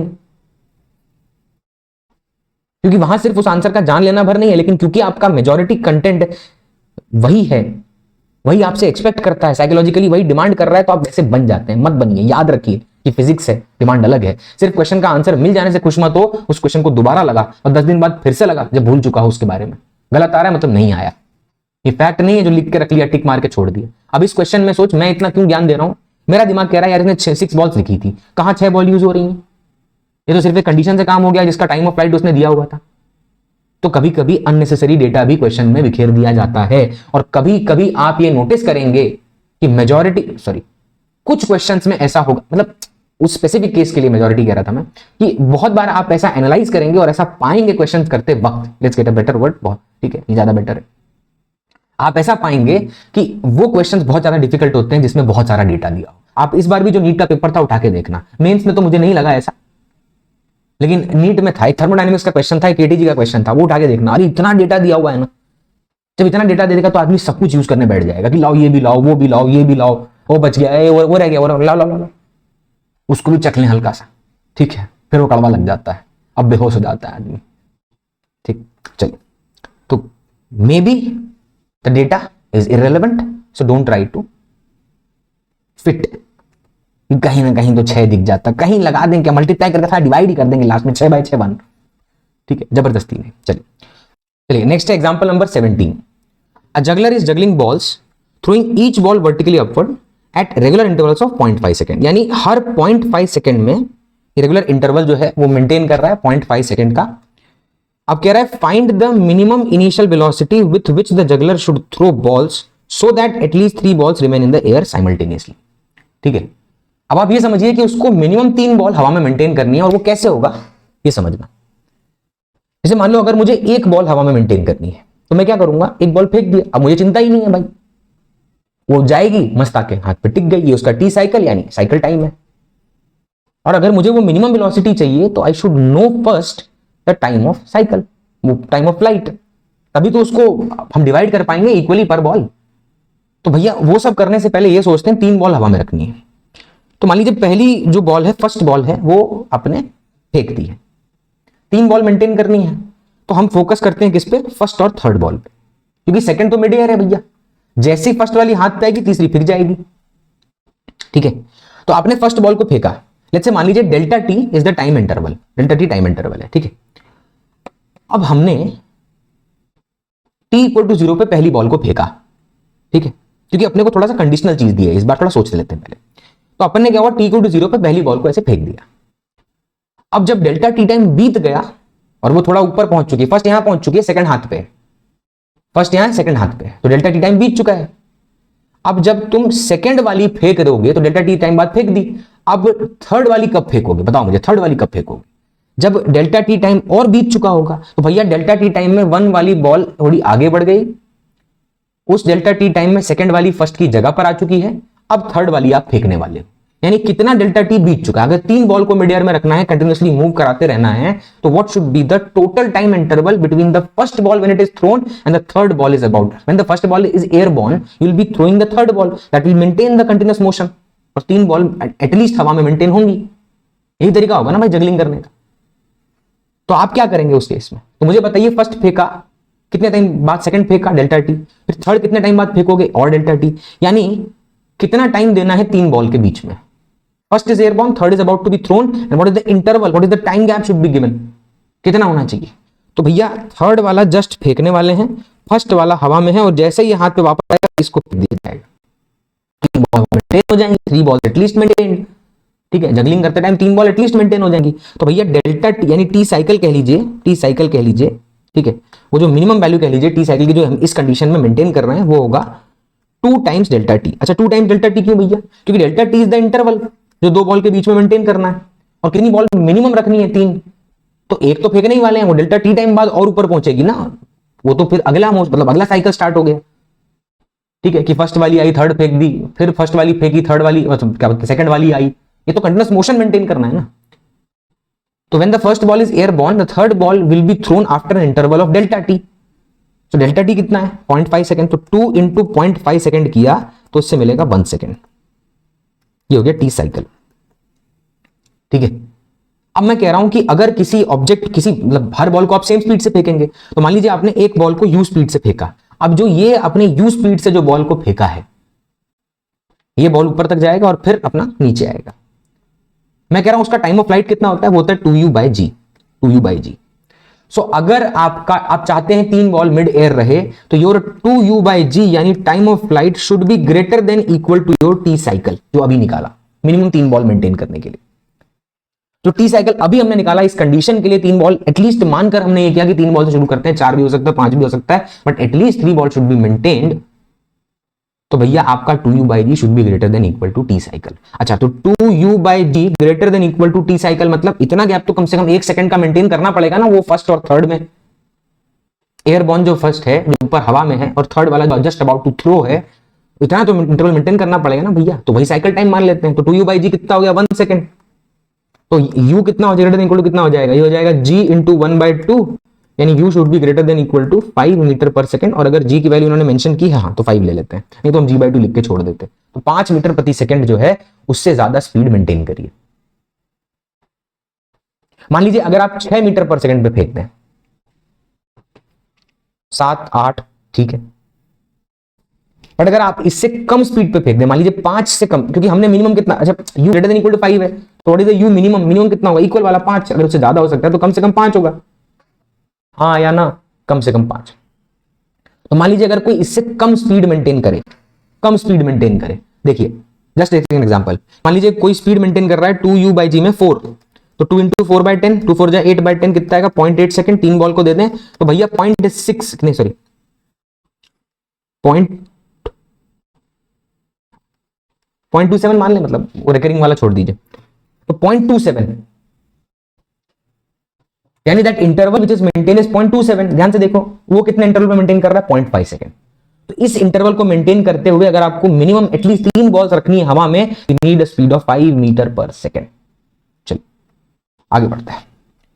अ person takes t1 time to walk a distance d on a stationary walkway and time t2 to cover the same distance by standing still on the moving walkway. Find the time he will take, she भी कर देते हैं, she take will to cover the distance d while walking on the moving walkway। ठीक है, walkway समझते हैं, जैसे एक नाम है ट्रैवलेटर, ट्रैवलेटर भी एक नाम है, ट्रैवलेटर। एस्केलेटर सुने हैं, एस्केलेटर, ठीक है। जैसे आप दिल्ली एयरपोर्ट पे जाएं, तो दिल्ली एयरपोर्ट क्या काफी बड़ा है, ऐसे जहां जहां बहुत बड़े एयरपोर्ट है वहां लगा देते हैं। तो दिल्ली एयरपोर्ट इतना बड़ा है कि भैया एक जगह से दूसरी जगह जाने में हो सकता है थोड़ा मेहनत लग जाए, और जीवन में मेहनत लग जाए तो भैया बहुत गलत हो रहा है, ठीक है। तो वहां पे एक ऐसा हॉरिजॉन्टल एस्केलेटर होता है, ऐसा मूव नहीं कर रहा है, सीढ़ी की तरह नहीं है, वो ट्रैवलेटर है, मूविंग हॉरिजॉन्टली। वैसा ये वॉकवे मान लीजिए कि वो कन्वेयर की तरह होता है, मोटर से लगा हुआ है, आप उस पर खड़े हो जाइए, वो चलने लगेगा, लेकिन वो हॉरिजॉन्टल मोशन के लिए। कोई बोलेगा सर ये तो हम खुद भी ट्रैवल कर सकते थे, स्टेशनों में कितना कितना दूर जाते हैं लोग, बट वो स्टेशन है ना बाबूजी, वो एयरपोर्ट है, डिफरेंस। तो यहां पर person takes time t1 to walk a distance d, मतलब देखिए मान लीजिए ये डिस्टेंस d है, जब आदमी खुद चल रहा है, स्टेशनरी वॉकवे है, मतलब ये चल नहीं रहा है, वो खुद अपने से चल रहा है, तो उसकी मान लीजिए उसकी स्पीड u है और उसको टाइम t1 लग रहा है a से b पहुंचने में। ये पहले स्टेटमेंट का मतलब है, टाइम t1 टू स्टेशनरी, ठीक। फिर कह रहा है time t2 cover the same distance by standing still on the moving walkway, मतलब मान लीजिए अब ये वॉकवे जो है वही मूव कर रहा है, यही मूव कर रहा है with the speed of v metre पर सेकंड। पर्सन आराम से खड़ा है, दुनियादारी कर रहा है, दुनिया देख रहा है, कुछ अच्छा लगा होगा, देख रहा है, पेड़, फूल, पत्ती, भंवरे, मतलब देख रहा है। अब ये जो पर्सन है खुद नहीं चल रहा है, लेकिन वही डिस्टेंस d कवर करने में टाइम कितना लगा भैया, t2। Now the question is saying find the time he she takes to cover distance d walking while walking on the moving walkway। मतलब कि भैया ये हमारा मान लीजिए वो जो हॉरिजॉन्टल वॉकवे था वो है, यहां पर ये पर्सन है, उसकी स्पीड है u, बट ये है रिलेटिव टू द वॉकवे, वाह व्हाट अ वर्ड। एंड वो जो आपका वॉकवे है या ट्रैवलेटर कह लीजिए, हॉरिजॉन्टल जो आपका एस्केलेटर कह लीजिए, एस्केलेटर कहेंगे तो फिर एस्केलेट करना पड़ता है ना, एस्केलेट, ठीक। तो इसकी स्पीड v है, बट ये है with respect to ground, with respect to ground, ये ग्राउंड के रिस्पेक्ट में है, ठीक है। अब भैया दिक्कत क्या है कि डिस्टेंस तो डी ही चलना है, ए से बी वही, लेकिन अब वो चल रहा है यू स्पीड से और वॉकवे भी चल रहा है वी स्पीड से। मैं कह रहा हूं थोड़ी देर के लिए तेल लेने जाए relative motion. Let's forget about this that we are dealing with relative motion, we know how to solve the questions, we know how to write quantities in relative terms, let's forget about it. थोड़ा देर के लिए ए का छोड़ दीजिए और ये सोचिए कि अगर कोई उसी डायरेक्शन में जा रहा है जिस डायरेक्शन में धरती भी चलने लग जाए, मतलब जैसे आप पानी में कभी बहे हैं, बहते पानी में कभी स्विमिंग या खुद को, मतलब मैं नहीं कह रहा कि एकदम बाढ़ जैसी स्थिति हो, उसमें तो फिर आप बताने की अवस्था में रहे नहीं, तो हम तो पूछ रहे हैं, तो आप बताने की अवस्था में, इसका मतलब इतना भी तेज बहाव नहीं था, तो मान लीजिए पानी बह रहा है और उसी में आप कूद जाएं तो पानी मस्त लेके जाएगा आपको, और आप भी पानी के साथ ही स्ट्रोक करने लगे, ऐसा स्विम करने लगे, तो ऐसा नहीं लगेगा कि बहुत ज्यादा स्पीड हो गई है, यू नॉट फील दिस।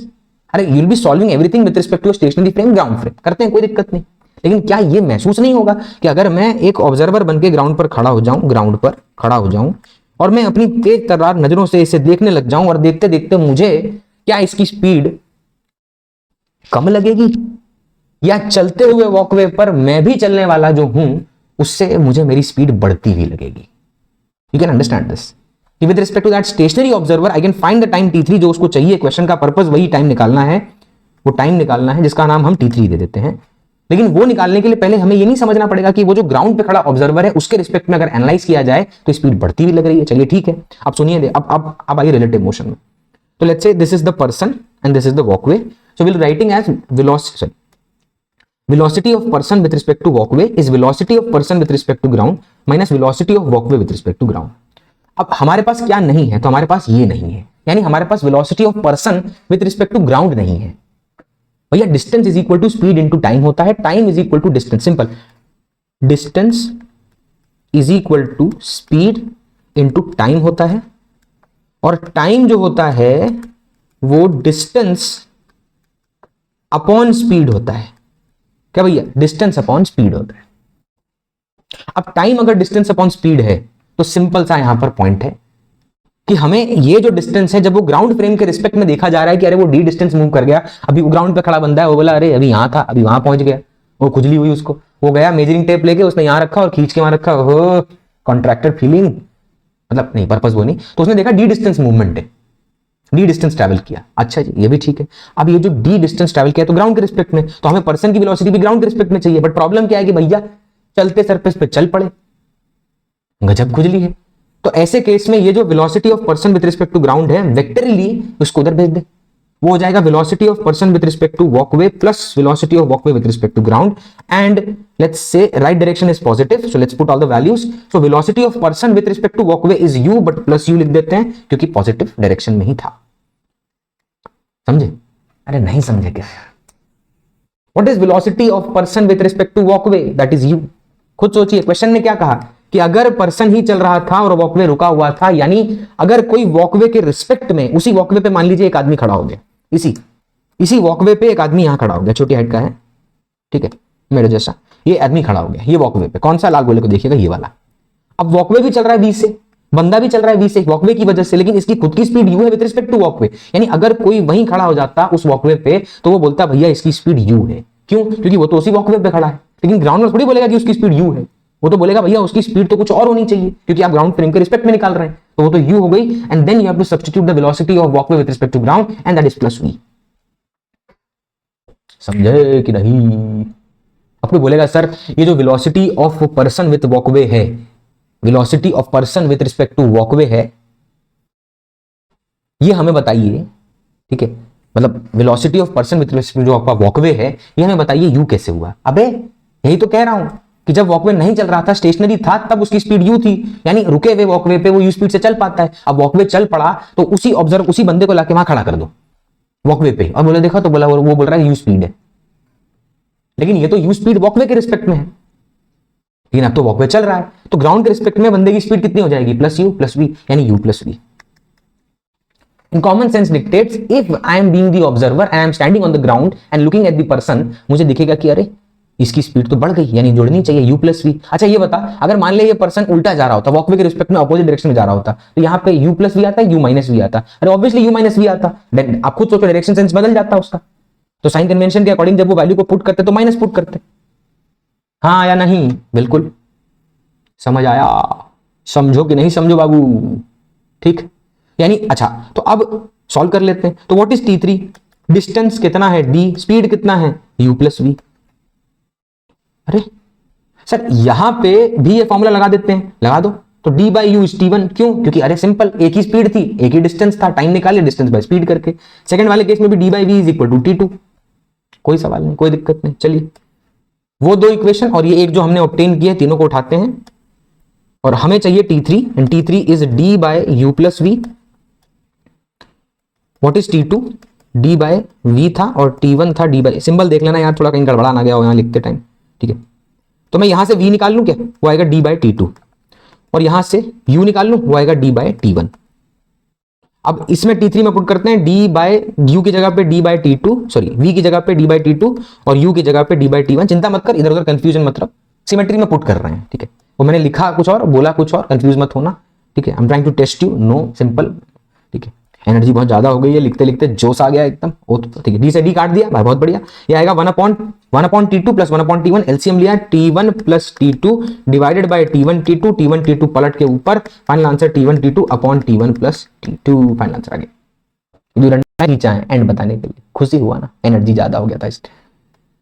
अब यहां पे सवाल है कि सर ऐसा क्वेश्चन तो करा दिया बार बार, आप देखिए उठाकर प्रीवियस ईयर के कंटेंट उठा के एक बार देखिए, आपको पता चलेगा ऐसे क्वेश्चन कैसे अलग अलग लैंग्वेज में पूछे गए।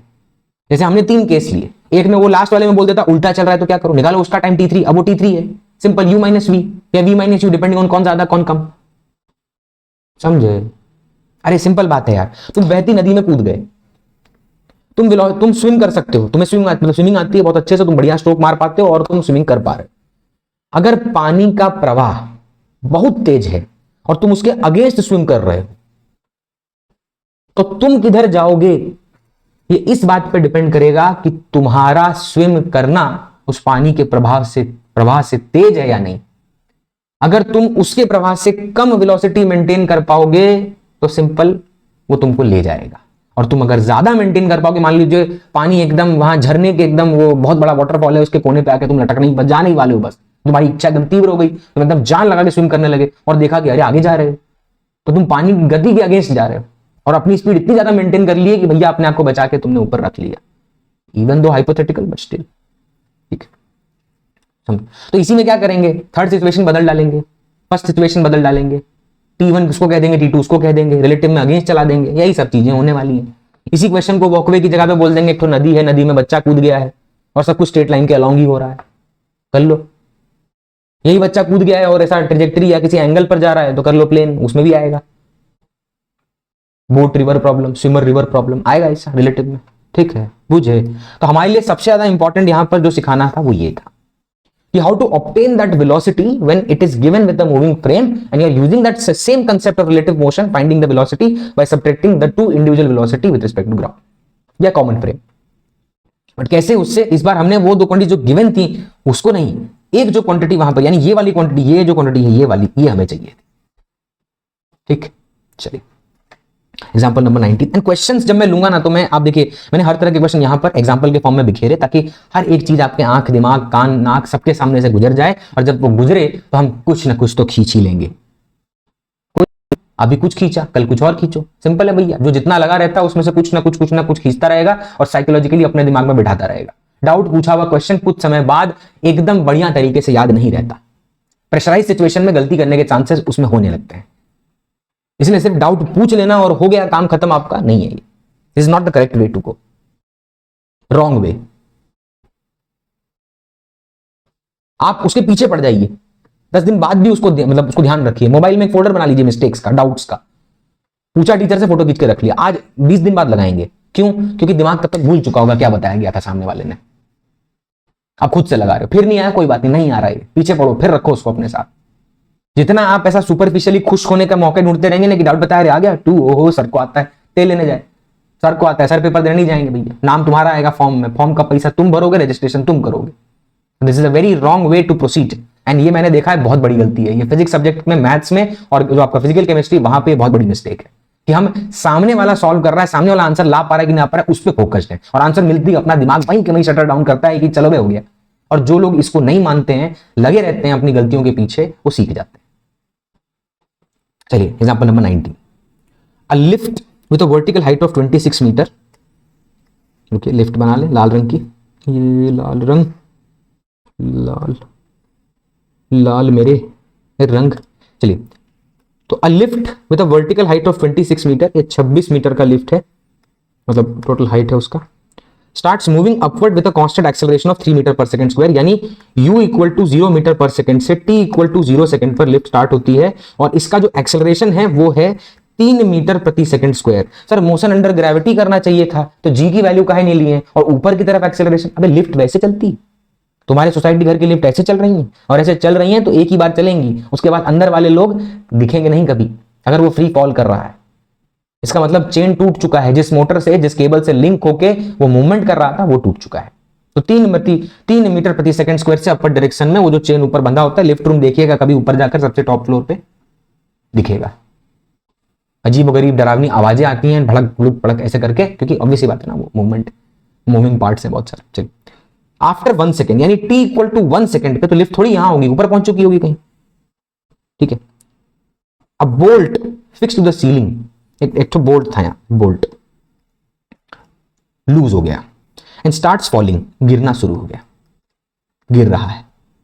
Take g equal to this, calculate the time taken by the bolt to reach the floor of the lift. Okay, एक ऑब्जेक्ट का मोशन है कि दुद्दू को मूव कर रहा है, पहले हमको यह बताइए, एक ऑब्जेक्ट का मोशन है या दो ठो ऑब्जेक्ट मूव कर रहा है, पहले हमको यह बताइए। अरे सर एक ही तो है। एक आदमी को बोलते हैं जाओ बाबू लिफ्ट के अंदर खड़े हो जाओ, ठीक है, हम उसको कॉल करेंगे और बोलेंगे ओहो घड़ी शुरू करना, when the bolt is dropped लूज्ड, ठीक है, लूज हो गया है। और फिर हम जहां वो उसके नीचे जाकर गिरेगा, सरफेस पे आकर गिरेगा, टन करके आवाज आएगी, हम टनटना के एकदम टाइम देख लेंगे और बता देंगे इतना समय लगा है। ये गलत नहीं हो जाएगा? अरे अभी तक यही तो सीखा, गलत हो गया। ये क्यों गलत हो गया? रीजन सिंपल है, क्योंकि हमने एक मूविंग फ्रेम के अंदर एक ऑब्जेक्ट को एनालाइज किया बट ग्राउंड फ्रेम के रिस्पेक्ट में आंसर कर दिया। गलत हुआ ना? Just think about this. तो बोल्ट है वो लूज हो गया, लिफ्ट मूव कर रही है, तो मूवमेंट दोनों का नहीं हो रहा है। तो अगर लिफ्ट स्टेशनरी होती और ये बोल्ट आकर टक करके गिर जाता तो अपना काम टाइम का निकल जाता। 26 मीटर डिस्प्लेसमेंट है, इनिशियल वेलोसिटी 0 है, जी की वैल्यू 10 लेकर लगा दो, साइन कन्वेंशन हो गया। लेकिन क्या ऐसा हो रहा है? नहीं, lift is also moving and you know that as an observer standing on the ground, you know this. तुमको पता है कि ये वाला अंदर वाला, तो तुमने कहा नहीं भैया। तो यानी ये करने के लिए थोड़ा पानी पी ले भैया, रुक जाइएगा। वाह बहुत बढ़िया, मजा आवे है, पानी नो स्वाद। तो इसमें क्या करिएगा? अब हम ऐसा तो नहीं बोल सकते लिफ्ट को रोक दो टाइम निकाल लेंगे, तो वो तो आसान हो जाता। हमें चाहिए मुश्किल, वी वांट प्रॉब्लम्स। तो यहां प्रॉब्लम्स अगर चाहिए आपको, तो ये जो लिफ्ट है, ठीक है, इतनी करना है वही है ना, लेकिन वो एग्जांपल, ठीक है। तो यहां हमने क्या किया, हम लिफ्ट को मान लेते हैं observer, lift as an observer, lift is the observer, और वो करेगा ऑब्जर्व। अब अगर वो, यानी वो जो अंदर नहीं खड़ा है बंदा, ये वाला, इससे करवा लेंगे, लेकिन ये करवाने के लिए डेटा आपको पता है कैसे मैनिपुलेट करना पड़ता है, ठीक है। चलिए आगे बढ़ जाए क्या? मतलब क्वेश्चन सॉल्व करने के लिए आगे बढ़ रहे हैं। तो बोल्ट यहां पर था, लिफ्ट, अच्छा रुकिए, पहले रुकिए। तो हम क्या कर रहे हैं, हम जा रहे हैं रिलेटिव फ्रेम में। रिलेटिव फ्रेम, एब्सोल्यूट फ्रेम आप देख चुके हैं। एब्सोल्यूट फ्रेम क्या था पिछले केस में? क्या देखिए, बोल्ट नीचे मूव कर रहा होगा, लिफ्ट ऊपर मूव कर रही होगी, मूवमेंट दोनों का हो रहा है, तो एक नीचे आ रहा है, दूसरा ऊपर जा रहा है, मिलन थोड़ा जल्दी हो जाएगा अगर वो स्टेशनरी होता उसके रिस्पेक्ट में। Getting it? अगर लिफ्ट स्टेशनरी होती, बोल्ट छोड़ दिया जाता, सरफेस से आकर एकदम गले लग जाता वो, और वो टाइम जो भी लगता अब उससे कम टाइम लगना चाहिए। काहे भैया? काहे को लिफ्ट भी ऊपर जा रही, उसको भी कुछ नहीं, आओ मिलो, आन मिलो बोल्ट। तो इसका मतलब ये रिलेटिव फ्रेम में हम गए और अब जो है वो लिफ्ट बन गई स्टेशनरी। बट आप एक चीज नोटिस कर पा रहे हैं इस केस में कि लिफ्ट को ऑब्जर्वर माना तो है, लेकिन उसके ऑब्जर्वर बनने की शुरुआत t इक्वल टू 0 सेकंड पर नहीं, t इक्वल टू 1 सेकंड पर होने वाली है। The journey of becoming the observer will start at T equal to 1 second, reason being T equal to 0 पर थोड़ी बोल्ट मूव करना शुरू किया।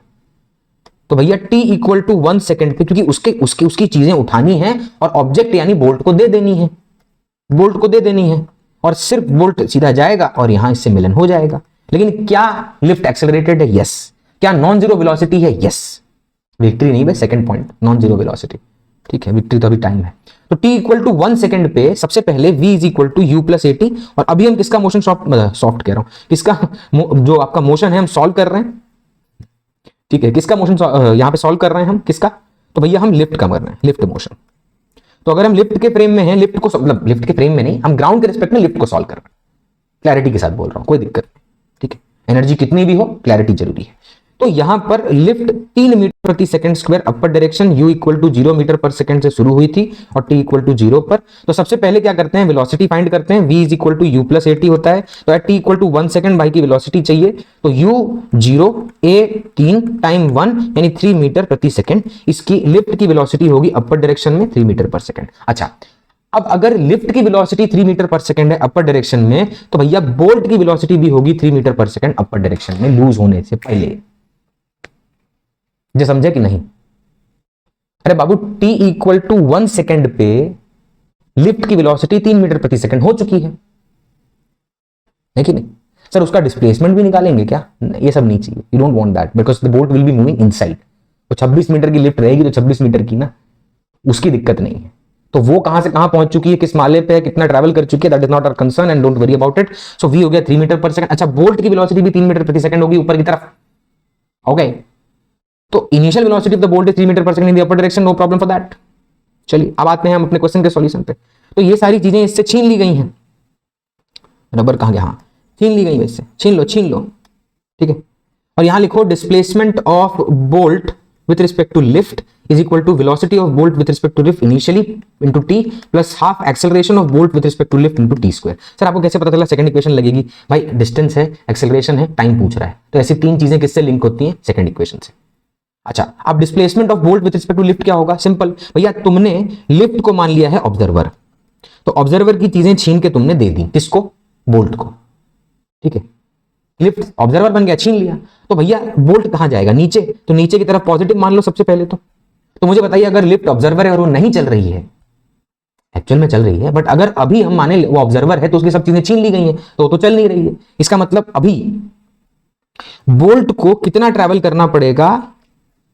फ्लोर से मिलन, जो फ्लोर है लिफ्ट का उससे मिलन करने के लिए कितना चलना पड़ेगा? तो भैया 26 मीटर, और नीचे पॉजिटिव माना तो प्लस 26, ये तो डायरेक्ट ले लेते थे अपने, इसमें कोई दिक्कत नहीं। But what is velocity of bolt with respect to lift? तो velocity of bolt with respect to lift is velocity of bolt minus velocity of lift with respect to ground. कब? जब वो लूज हुआ और छूट गया। तो भैया ये भी तीन कट के देगा 0। समझे कि नहीं? अरे लिफ्ट की वेलोसिटी भी 3 मीटर पर सेकंड, बोल्ट की वेलोसिटी भी 3 मीटर पर सेकंड, यानी दोनों का वेलोसिटी 3 मीटर प्रति सेकंड, और अपर डायरेक्शन में भी उससे अटैच्ड है। मैं अगर इस पेन को अपने हाथ को से ऊपर लेके जा रहा हूं, ठीक है, ऐसे लेके जा रहा हूं, तो भैया सिंपल सी बात है कि जो मेरे हाथ की वेलोसिटी है इन डायरेक्शन एंड मैग्नीट्यूड यानी स्पीड, वही इस पेन की भी होगी, same velocity magnitude and speed. तो कट के दिया 0, तो यहां तो 0 हो गया इंटू टी, है तो गायब हो गया भैया, इसकी बहुत खुशी हुई हमको। अब चाहिए एक्सेलरेशन, तो acceleration of bolt with respect to lift क्या होगा? वो होगा acceleration of bolt with respect to ground minus acceleration of lift with respect to ground. हमने माना है डाउनवर्ड को positive, and what is the acceleration of bolt with respect to ground? तो वो होगा +10। जी की वैल्यू कितनी ली है? हाँ ये रहा ना 10। सर ये क्या किया? अरे भैया बोल्ट का एक्सेलरेशन ग्राउंड के रिस्पेक्ट में क्या होगा? तो बोल्ट तो फ्री फॉल कर रहा है ना, तो बोल्ट को अगर आप अंदर खड़ा हो, बाहर खड़ा हो, कहीं भी कोई होता, कर तो फ्री फॉल रहा है, तो उसका एक्सेलरेशन कितना होना चाहिए ग्राउंड के रिस्पेक्ट में? 10, नीचे की तरफ, नीचे पॉजिटिव माना। अच्छा, minus what is the acceleration of lift with respect to ground? What is the acceleration of lift with respect to ground? Sir +3। गोली मार देगा आदमी अगर ऐसा कोई बोला तो, हाइपोथेटिकल गोली, तो वो भी आपको क्या मार के करें, खुद मार लेगा आदमी अपने आप को, छोड़ो, वो भी हम ही कर लेंगे, गोली भी हम ही खा लेते हैं, मारेंगे भी हम ही, खा भी हम ही लेंगे, और पछतावा भी हम ही कर लेंगे, ऐसा नहीं। तो what is the acceleration of lift with respect to ground? अरे सिंपल है, लिफ्ट कहां जा रही है? ऊपर। ऊपर क्या है? नेगेटिव। कितने वैल्यू से? 3 से, तो लिख -3, माइनस माइनस प्लस, आंसर आया 13 मीटर पर सेकंड स्क्वायर। सर आपने कहा था पलट के देते हैं। अबे मैंने स्टार्टिंग से इस बात को कितना एम्फेसिस दिया कि आप दो दो चीजें नहीं करोगे, पलट भी दोगे फिर माइनस भी कर दोगे, बहुत गलत नहीं। पलट भी दोगे माइनस भी कर दोगे, बहुत गलत है, तो रॉन्ग हो गया। तो 13 मीटर पर सेकंड स्क्वायर, यहां लिखा 13 इंटू टी स्क्वायर, यानी सिंपल 26 इक्वल टू 1/2 13 का टी स्क्वायर, 13 26 को 2 से काट दिया, T square equal to 4, value आएगी 2 सेकंड। टाइम नेगेटिव नहीं होता और ना ही इक्वेशन सॉल्व कर रहे थे, वैल्यू। तो टी इक्वल टू 2 सेकंड, यानी 2 सेकंड के बाद, 2 सेकंड के बाद bolt will meet the floor of the lift. Floors बोल रहा हूं, फ्लोर ऑफ द लिफ्ट, एक का फ्लोर है भैया, ठीक है। अच्छा मान लीजिए अगर यही 26 मीटर बोल्ट को u इक्वल टू 0 मीटर प्रति सेकंड से अलाउ किया जाता, तो उसको जो टाइम लगता नीचे पहुंचने में, ठीक है, उसको जो टाइम लगता, ऑब्वियसली वो इस टाइम से क्या होना चाहिए, ज्यादा चाहिए। तो करके सोचो एक बार और कमेंट में बताना कितना रहा है। It's an homework for you, try this and tell me, और चर्चा करेंगे इस पे। चलिए लास्ट सवाल है रिलेटिव का, ठीक है, करते हैं। अरे वाह, टाइम लिखा है, ठीक है, ये देखिए टाइम लिखा हुआ है इसमें कि इतने बजे बंद करना है, और अरे बाप रे कब का टाइम था वो, कब का निकल चुका है। हमको क्या है, लिमिटेड अपने आप को रखना पड़ता है, लिमिट करना पड़ता है। तो मैं हाथ पे घड़ी मतलब टाइम लिख देता हूं कि इतने बजे अपना लेक्चर फिनिश करना है। तो उससे क्या है, दिमाग को पता होता है हाउ टू डिस्ट्रीब्यूट। वो डिस्ट्रीब्यूशन जरूरी है ना भैया, पढ़ाने को तो कितना भी पढ़ा दे आदमी, कहीं का भी उठा के बता दे। इंजीनियरिंग कर रखा है आदमी तो उस लेवल से आगे सोच, और छोड़िए इंजीनियरिंग तेल लेने जाए, वैसे भी कहा ना, teaching is not dependent on what you have done, it's a process which you collect on the basis of years. इसीलिए ये एक सीरियस प्रोसेस, मतलब आपका प्रोफेशन है, इट्स नॉट टाइम पास। बाकी जॉब्स आप कुछ टाइम में जाके सीख लेंगे, it's a tedious process. You have to understand, you have to learn the experience of others. आप ही में वही होता तो आप हर जहां जिसको भेजना है वहां खुद ही पहुंच के बैठे होते हैं ना, तो यहां काय बना रहे। तो सिंपल सा लॉजिक है उसके पीछे का, क्या, टीचिंग एज अ प्रोफेशन। आसान भाषा में किसी को मुश्किल चीज बतानी है, लेकिन ये वो उतना आसान, ये ज्योग्राफी नहीं है, ये हिस्ट्री नहीं है कि सिर्फ बोल देने से काम चल जाएगा। यहां आपको लॉजिक चाहिए, और वो लॉजिक सिर्फ देने वाले से नहीं खत्म होने वाला, आपको वो थॉट प्रोसेस बनानी पड़ेगी कि ताकि अगर एक अननोन टेरेन पे आपको बिठा के क्वेश्चन दे दिया जाए तो आप कर लें। ये है तरीका, ये पर्पस है टीचर का। इसलिए मुझे कितना बेटर सॉल्व करना आता है वो मैं अकेले बैठ के किताब में करूंगा, यहां बैठ के नहीं। नहीं तो आप खुद सोचिए, जब मैं किसी क्वेश्चन को देखता हूं तो मेरा बहुत जल्दी मन करता है इक्वेशन लिख के सॉल्व कर देने का, लेकिन अपने आप को रोकना पड़ता है कि भैया तुम शो ऑफ करने नहीं बैठे हो, तुम हर एक चीज, हर एक पॉइंट को इतना डेप्थ में जाकर बताने बैठे हो कि जब बच्चा खुद अपने हाथ से सवाल करने बैठे तो उसको पता चले कि उसने क्या सीखा और वो क्या कर रहा है। बाकी डीपीपी और टेस्ट पेपर जब मैं डिस्कस करूंगा तब देखिएगा, तब मैं अपने आप को नहीं बंधन में बांधूंगा कि नहीं नहीं सिखाना है, तब तो मैं सीधा लगाऊंगा क्वेश्चन। चलिए, तो ball is drop from a bridge 180 metre. एक तो ब्रिज है अबव रिवर, ठीक है, एक तो ब्रिज है, ये ब्रिज है, इससे 180 मीटर नीचे, 180 मीटर नीचे रिवर है। ये रहा पानी, पानी दिख रहा है, हम भी है, नहीं है पानी। हुआ क्या, 2 seconds, sorry, a ball is drop from the bridge, यानी यहां से एक u equal to 0 metre per second, t equal to 0 से एक तो ऑब्जेक्ट है, इसका नाम दे दें, कुछ नाम दे देते हैं a, उसको ड्रॉप कर दिया गया, ठीक है। फिर कह रहा है 2 सेकेंड्स लेटर, यानी 2 सेकंड के बाद, यानी ये a वाला कहीं और पहुंच चुका, भाई 2 सेकंड पे ये a यहां पहुंच चुका होगा, तो ये है वो टाइम जब t इक्वल टू 2 सेकंड हो चुका है। और इसी t इक्वल टू 2 सेकंड पर अब ball is throne straight down, यानी एक और बॉल यहां से लिया हरे रंग का, इसका नाम बी दे दिया और उसको नीचे की तरफ थ्रो किया है भैया।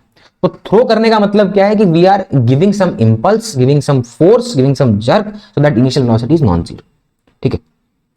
What must be the initial velocity, अच्छा यही अननोन है, so that it reaches the river at the same time as the first ball, यानी पहला बॉल जितने समय में पहुंचेगा उतना सेकंड को भी पहुंचाना है, बी वाले को भी पहुंचाना है, ठीक है। सबसे पहले एक काम करते हैं, बी को थोड़ा देर साइड पर रखते हैं। मेरा एक सवाल, क्या relative motion t equal to 0 से स्टार्ट होगा या t इक्वल टू 2 से?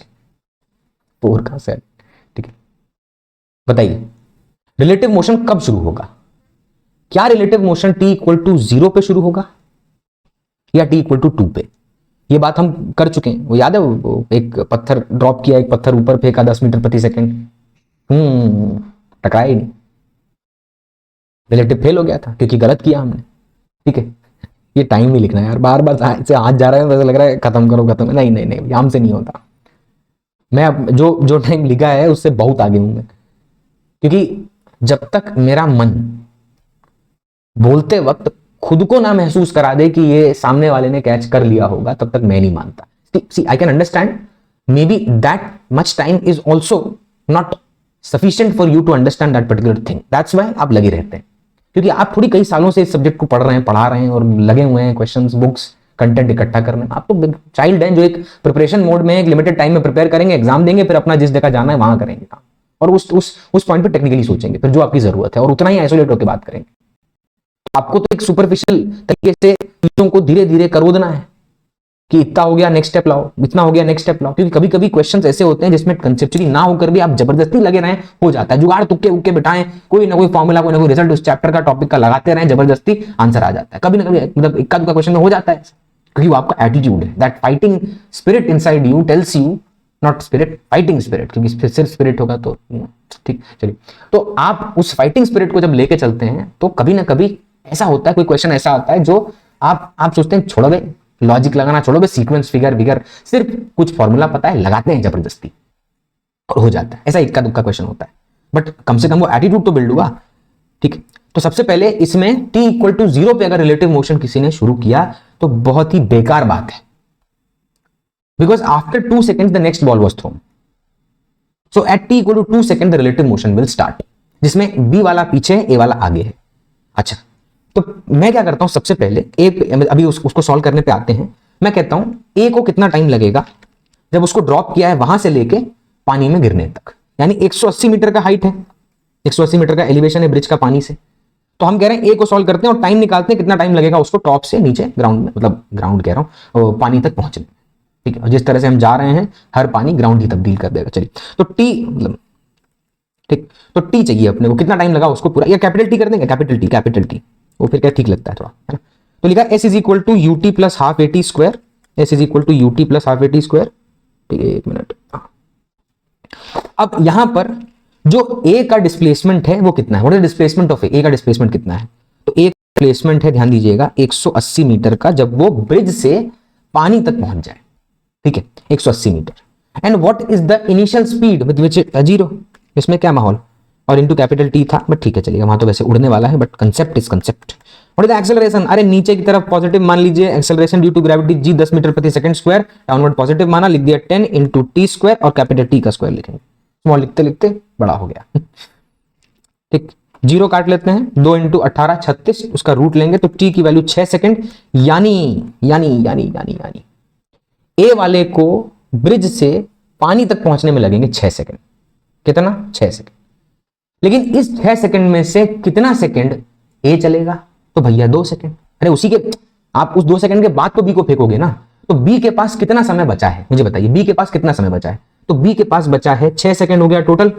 अरे सर बी का टाइम कैसे निकालेंगे, अबे तुम्हारे पास टोटल टाइम है ए का ब्रिज से पानी तक पहुंचने, लेकिन इसमें से 2 सेकंड तो वो पहले ही चल चुका है। तो अब जब इसको तुम थ्रो करोगे तो कितना टाइम तुम्हारे पास अवेलेबल है दोनों को साथ में पहुंचाने के लिए, तो 4 सेकंड, क्योंकि 2 सेकंड तो पहले से लॉस्ट है। तो 6 माइनस 2 बचा 4 सेकंड, यानी आपके पास सिर्फ 4 सेकंड की अवेलेबिलिटी है, और उस 4 सेकंड में आपको बी और ए दोनों को साथ में पानी तक पहुंचाना है, ऐसी वेलोसिटी आप बी को देंगे। ओके, चलिए, तो ये था ब्रिज, ये है टी इक्वल टू 2 सेकंड, ये है पानी, यहां पर है ए, इसकी कुछ वेलोसिटी है, निकाल लेते हैं, और ये कुछ दूर जा चुका है पहले से, और यहां पर हमने, ये है हमारा बी, जिसको हम अभी v स्पीड से फेंकेंगे, वो स्पीड हमें नहीं पता। तो हम सबसे पहले a को फिर से, वो तो हमने टाइम निकाला पूरा, अब हम देखते हैं a कितनी वेलोसिटी पे है। तो v is equal to u plus a t, और अभी इंडिविजुअली सॉल्व करना है तो रिलेटिव की चिंता मैं नहीं कर रहा हूं, ना मैं कुछ ऑब्जर्वर अभी तक बोल रहा हूं, मैं a पे फोकस्ड हूं। तो मुझे जानना है भाई a की velocity t equal to 2 second पे कितनी होगी, तो वो तो एब्सोल्यूट फ्रेम में होता है, और डाउनवर्ड उसके लिए पॉजिटिव मान रखा है, और g नीचे लग रहा है, तो इनिशियल वेलोसिटी 0 है, क्योंकि यहां से ड्रॉप किया था ना भैया, यहां इक्वल टू, ठीक, तो initial 0 plus a 10 time two 20 metre प्रति सेकंड, यानी इसकी वेलोसिटी 20 मीटर पर सेकंड डाउनवर्ड डायरेक्शन में होगी, और ये कितना डिस्प्लेसमेंट कर चुका होगा, तो this much is the displacement s for a after 2 second. Equation है s is equal to ut plus half a t square, u की वैल्यू 0 है, 2 सेकंड में डिस्प्लेसमेंट क्या होगा, तो लिखते हैं हाफ ए की वैल्यू 10 इंटू 2 का स्क्वायर, ठीक है, इतना आएगा 40/2 20 मीटर, यानी ये 20 मीटर है। तो मैं तो कहता हूं अब ये कहानी छोड़ दो, अब आ जाओ, ये रहा बी जिसको वी से फेंकना है, और ये रहा ए, देखना पड़ता है ना मुंडी के पीछे, बड़ी है ना। ए वाला मूव कर रहा है 20 मीटर पर सेकंड से, और इनके बीच का जो सेपरेशन है वो है 20 मीटर। कौन तेज चल रहा है कौन धीरे, बताओ कौन तेज है कौन धीरे? सर हम बहुत तेज हैं। नहीं बेटा, वो तो दुनियादारी जिंदगी आपको दिखाएगी। तो don't be in that dilemma, don't. So अब इस केस में ए जो है वो 20 मीटर प्रति सेकंड नीचे की तरफ, बी वी से फेंका गया है, वही चाहिए। यहां क्या हो रहा है, अब हम क्या करेंगे, हम ए को मान लेंगे ऑब्जर्वर। कहा है भैया ए को ऑब्जर्वर क्यों? अरे अब तक यही तो किया, जो धीरे मूव कर रहा है ऑब्जर्वर मान, और जो तेज मूव कर रहा है उसको ऑब्जेक्ट मान। तो आपके हिसाब से कौन धीरे होगा? अबे जब तुमको दोनों को साथ में पानी के सतह तक पहुंचाना है, तो एक बी वाला पीछे है, 20 मीटर पीछे है, तो तुम उसको क्या 20 मीटर पर सेकंड स्पीड से कम से फेंक दोगे? तो इतना तो पता है भाई वी की वैल्यू 20 से ज्यादा ही होनी चाहिए। तो ऑप्शन कोई दिखे 20 ज्यादा तो लगा दो, लेकिन अब 2 दिख गए 3 दिख गए तो सब लगा दोगे क्या? नहीं ना, obviously you want the correct one. So जब ए वाला ऑब्जर्वर मान लिया जाएगा, if a is taken as the observer, it waits and stops and waits for the other one to come. So relative frame में पानी जाए तेल लेने, पानी जाए तेल लेने, ठीक है, पहली बार। तो यहां अब ए को हमने मान लिया observer, A is the observer. अब ए अगर ऑब्जर्वर है तो उसकी वेलोसिटी पलट के किसको दे देंगे? बी को, ठीक है, दे देंगे, रिलेटिव में लिखते हैं भी दे देंगे, ठीक है। नेक्स्ट पेज ले लेता हूं, यहां पर बी वी से, एक मिनट वी भी छोड़ो, और यहां ए, और ये अब हम रिलेटिव फ्रेम में आ गए भैया। Now this is the relative frame, relative frame. अब जे जो रिलेटिव फ्रेम है, इसमें इसका वेलोसिटी 20 मीटर पर सेकंड था, किसका? ए का, और वो 20 मीटर दूर था। मैं कह रहा हूं रिलेटिवली, सुना भाई, रिलेटिवली अगर बी ए को 20 मीटर चल के पकड़ ले, रिलेटिवली कह रहा हूं, अगर बी रिलेटिवली 20 मीटर चल के ए को पकड़ ले, तो इसका मतलब दोनों साथ में ही पहुंचे नीचे। अबे समझ आया? तो दोनों पहुंचेंगे साथ में ही। लेकिन अगर उसको रिलेटिवली सोचो तो ये ए है और ये बी, रिलेटिव फ्रेम में दिस बिकम्स द ऑब्जर्वर, वहीं का वहीं रुक जाता है, वहीं का वहीं टिक जाता है, और ये चल के आके इसको पहुंच गया। लेकिन एक्चुअल में तो ये हुआ ना, तो ये कराते हैं, आसान है, क्योंकि टाइम रिलेटिव है कि एब्सोल्यूट? एब्सोल्यूट, दोनों के लिए सेम है। तो रिलेटिव फ्रेम में हमारा ऑब्जर्वर कौन है? कौन है ऑब्जर्वर? ऑब्जर्वर है ए। क्यों? क्योंकि इतना तो समझ आ गया कि भैया जो ए है वो धीरे चल रहा है, बी को तेज चलना पड़ेगा। तो हम यहां लिखेंगे s is equal to u t plus half a t square. क्या दोनों ग्रेविटी में है? यस। और ये होगा, एक मिनट, ए को हमने ऑब्जर्वर माना है ना, तो ये होगा velocity, sorry, displacement of b with respect to a, velocity of b with respect to a, time absolute है, acceleration of b with respect to a, time absolute है। अच्छा, डाउनवर्ड मान लो पॉजिटिव। तो मुझे बताइए अगर ए ऑब्जर्वर है तो बी को कितना चलना पड़ेगा रिलेटिवली? अगर ए ऑब्जर्वर है, ये ऑब्जर्वर है, तो बी को रिलेटिवली कितना चलना पड़ेगा कि वो उसको पकड़ ले? तो भैया +20। सर +20 में प्लस क्यों? क्योंकि डाउनवर्ड पॉजिटिव है, और बी अगर चाहता है ऑब्जर्वर रुका हुआ उसका वेट कर रहा है तो आगे बढ़ जाओ भाई 20 मीटर चल के, तो नीचे की तरफ आओ। फिर what is the velocity u b a, what is the velocity, velocity of b minus velocity of a. अच्छा, दोनों नीचे की तरफ है, तो यू बी तो वी था, वही निकालना है, और यू ए कितना 20 था ना, एक मिनट, हाँ 20, तो b माइनस 20, ये हो गया relative velocity. And what is the relative acceleration? So relative acceleration is acceleration of b with respect to a is ab minus aa. So acceleration of b with respect to a is ab minus aa। और ध्यान दीजिए दोनों gravity में है, तो ab और aa क्या होंगे? सेम। अभी नीचे की तरफ पॉजिटिव है तो ये भी g, ये भी g, और g माइनस g, पार्ले जी नहीं, 0, चीप, ठीक है। तो ये हो गया v माइनस 20, और ये सॉरी ये हो गया t प्लस ये तो 0। सर अब प्रॉब्लम ये है कि इक्वेशन एक है और अननोन 2, ये भी और ये भी, क्या करिएगा? अरे कोई दिक्कत नहीं, ये जो अपन ने टाइम नहीं निकाला था बचा हुआ 4 सेकंड वाला, वही तो है टी। तो अगर वो रिलेटिवली, ध्यान देना, अगर रिलेटिवली बी वाला ए को 4 सेकंड में पकड़ ले, देखो 4 सेकंड में होना चाहिए, 2 सेकंड तो बीत चुका ना पहले का, तो अब कितना बचा? 4 सेकंड, 4 सेकंड में ये होना चाहिए। बट मैं कह रहा हूं इसको ऑब्जर्वर मान लिया तो यही टिक गया, ये आ रहा है, तो ये 4 सेकंड में इसको पकड़ ले, तो टी की वैल्यू कितनी है? 4 second. So 20 is equal to v minus 20 into 4, divide किया तो v की वैल्यू आएगी 20 प्लस 5 यानी 25 मीटर पर सेकेंड। 20 प्रति सेकंड उसकी वेलोसिटी है। इससे अगर आप फेंकेंगे तो दोनों साथ में आकर पानी में छपाक करके गिरेंगे और बहुत ही बढ़िया एक दृश्य वेव के फॉर्म में कॉन्सेंट्रेट छोड़ो, ठीक है, वो गिर जाएंगे। This was relative velocity. We have taken many examples to understand how to utilise this concept. It's a bit difficult one, bit tricky one, जिसको हमने एकदम स्क्रैच से शुरू किया, एकदम बेसिक सिचुएशन से, और यहां तक लाकर हमने खत्म किया। नेक्स्ट क्लास में will be beginning with motion in a plane, और हम ये जानने की कोशिश करेंगे कि मोशन इन अ प्लेन और motion in a straight line में क्या डिफरेंस है। सबसे पहले जब वो हमारे भेजे में घुस जाएगा, दिमाग में एकदम दिल दिमाग में उतर जाएगा, उसके बाद हम शुरू करेंगे मोशन इन अ प्लेन, और फिर हम उसमें जो इंपॉर्टेंट टॉपिक्स हैं उस पर चर्चा करेंगे नेक्स्ट क्लास में। और एक लास्ट बात ये कह दूं कि हो सकता है कि चीजें जब शुरू होती हों आपको आसान लगे। Reason being when you start something it looks easy, it seems easy. Reason being कि अभी आपको हवाबाजी वाली बातें, इधर उधर बातें जो माहौल बनाई जाती हैं, जिससे टेक्निकल टर्म्स, वोकैबुलरी, एक्वेंटेड, आपको एक्वेंट किया जाता है नई चीजों से, वो कराया जाता है। It takes time, it builds, and after that when difficult things come, don't start pulling yourself out from that discussion, because ये बहुत गलत है। आपने स्टार्ट तो किया, बट आप जैसे ही चीजें आपके अगेंस्ट गई, मुश्किल हुई, थोड़ी सी मुश्किलात बढ़ी, तब आप कन्नी काटने लगे। ऐसा नहीं करना है। सो जिस इंटेंसिटी से, जिस एनर्जी से आप किसी चीज को शुरू करें, उसी से कंटिन्यू करें। Take everything to the and.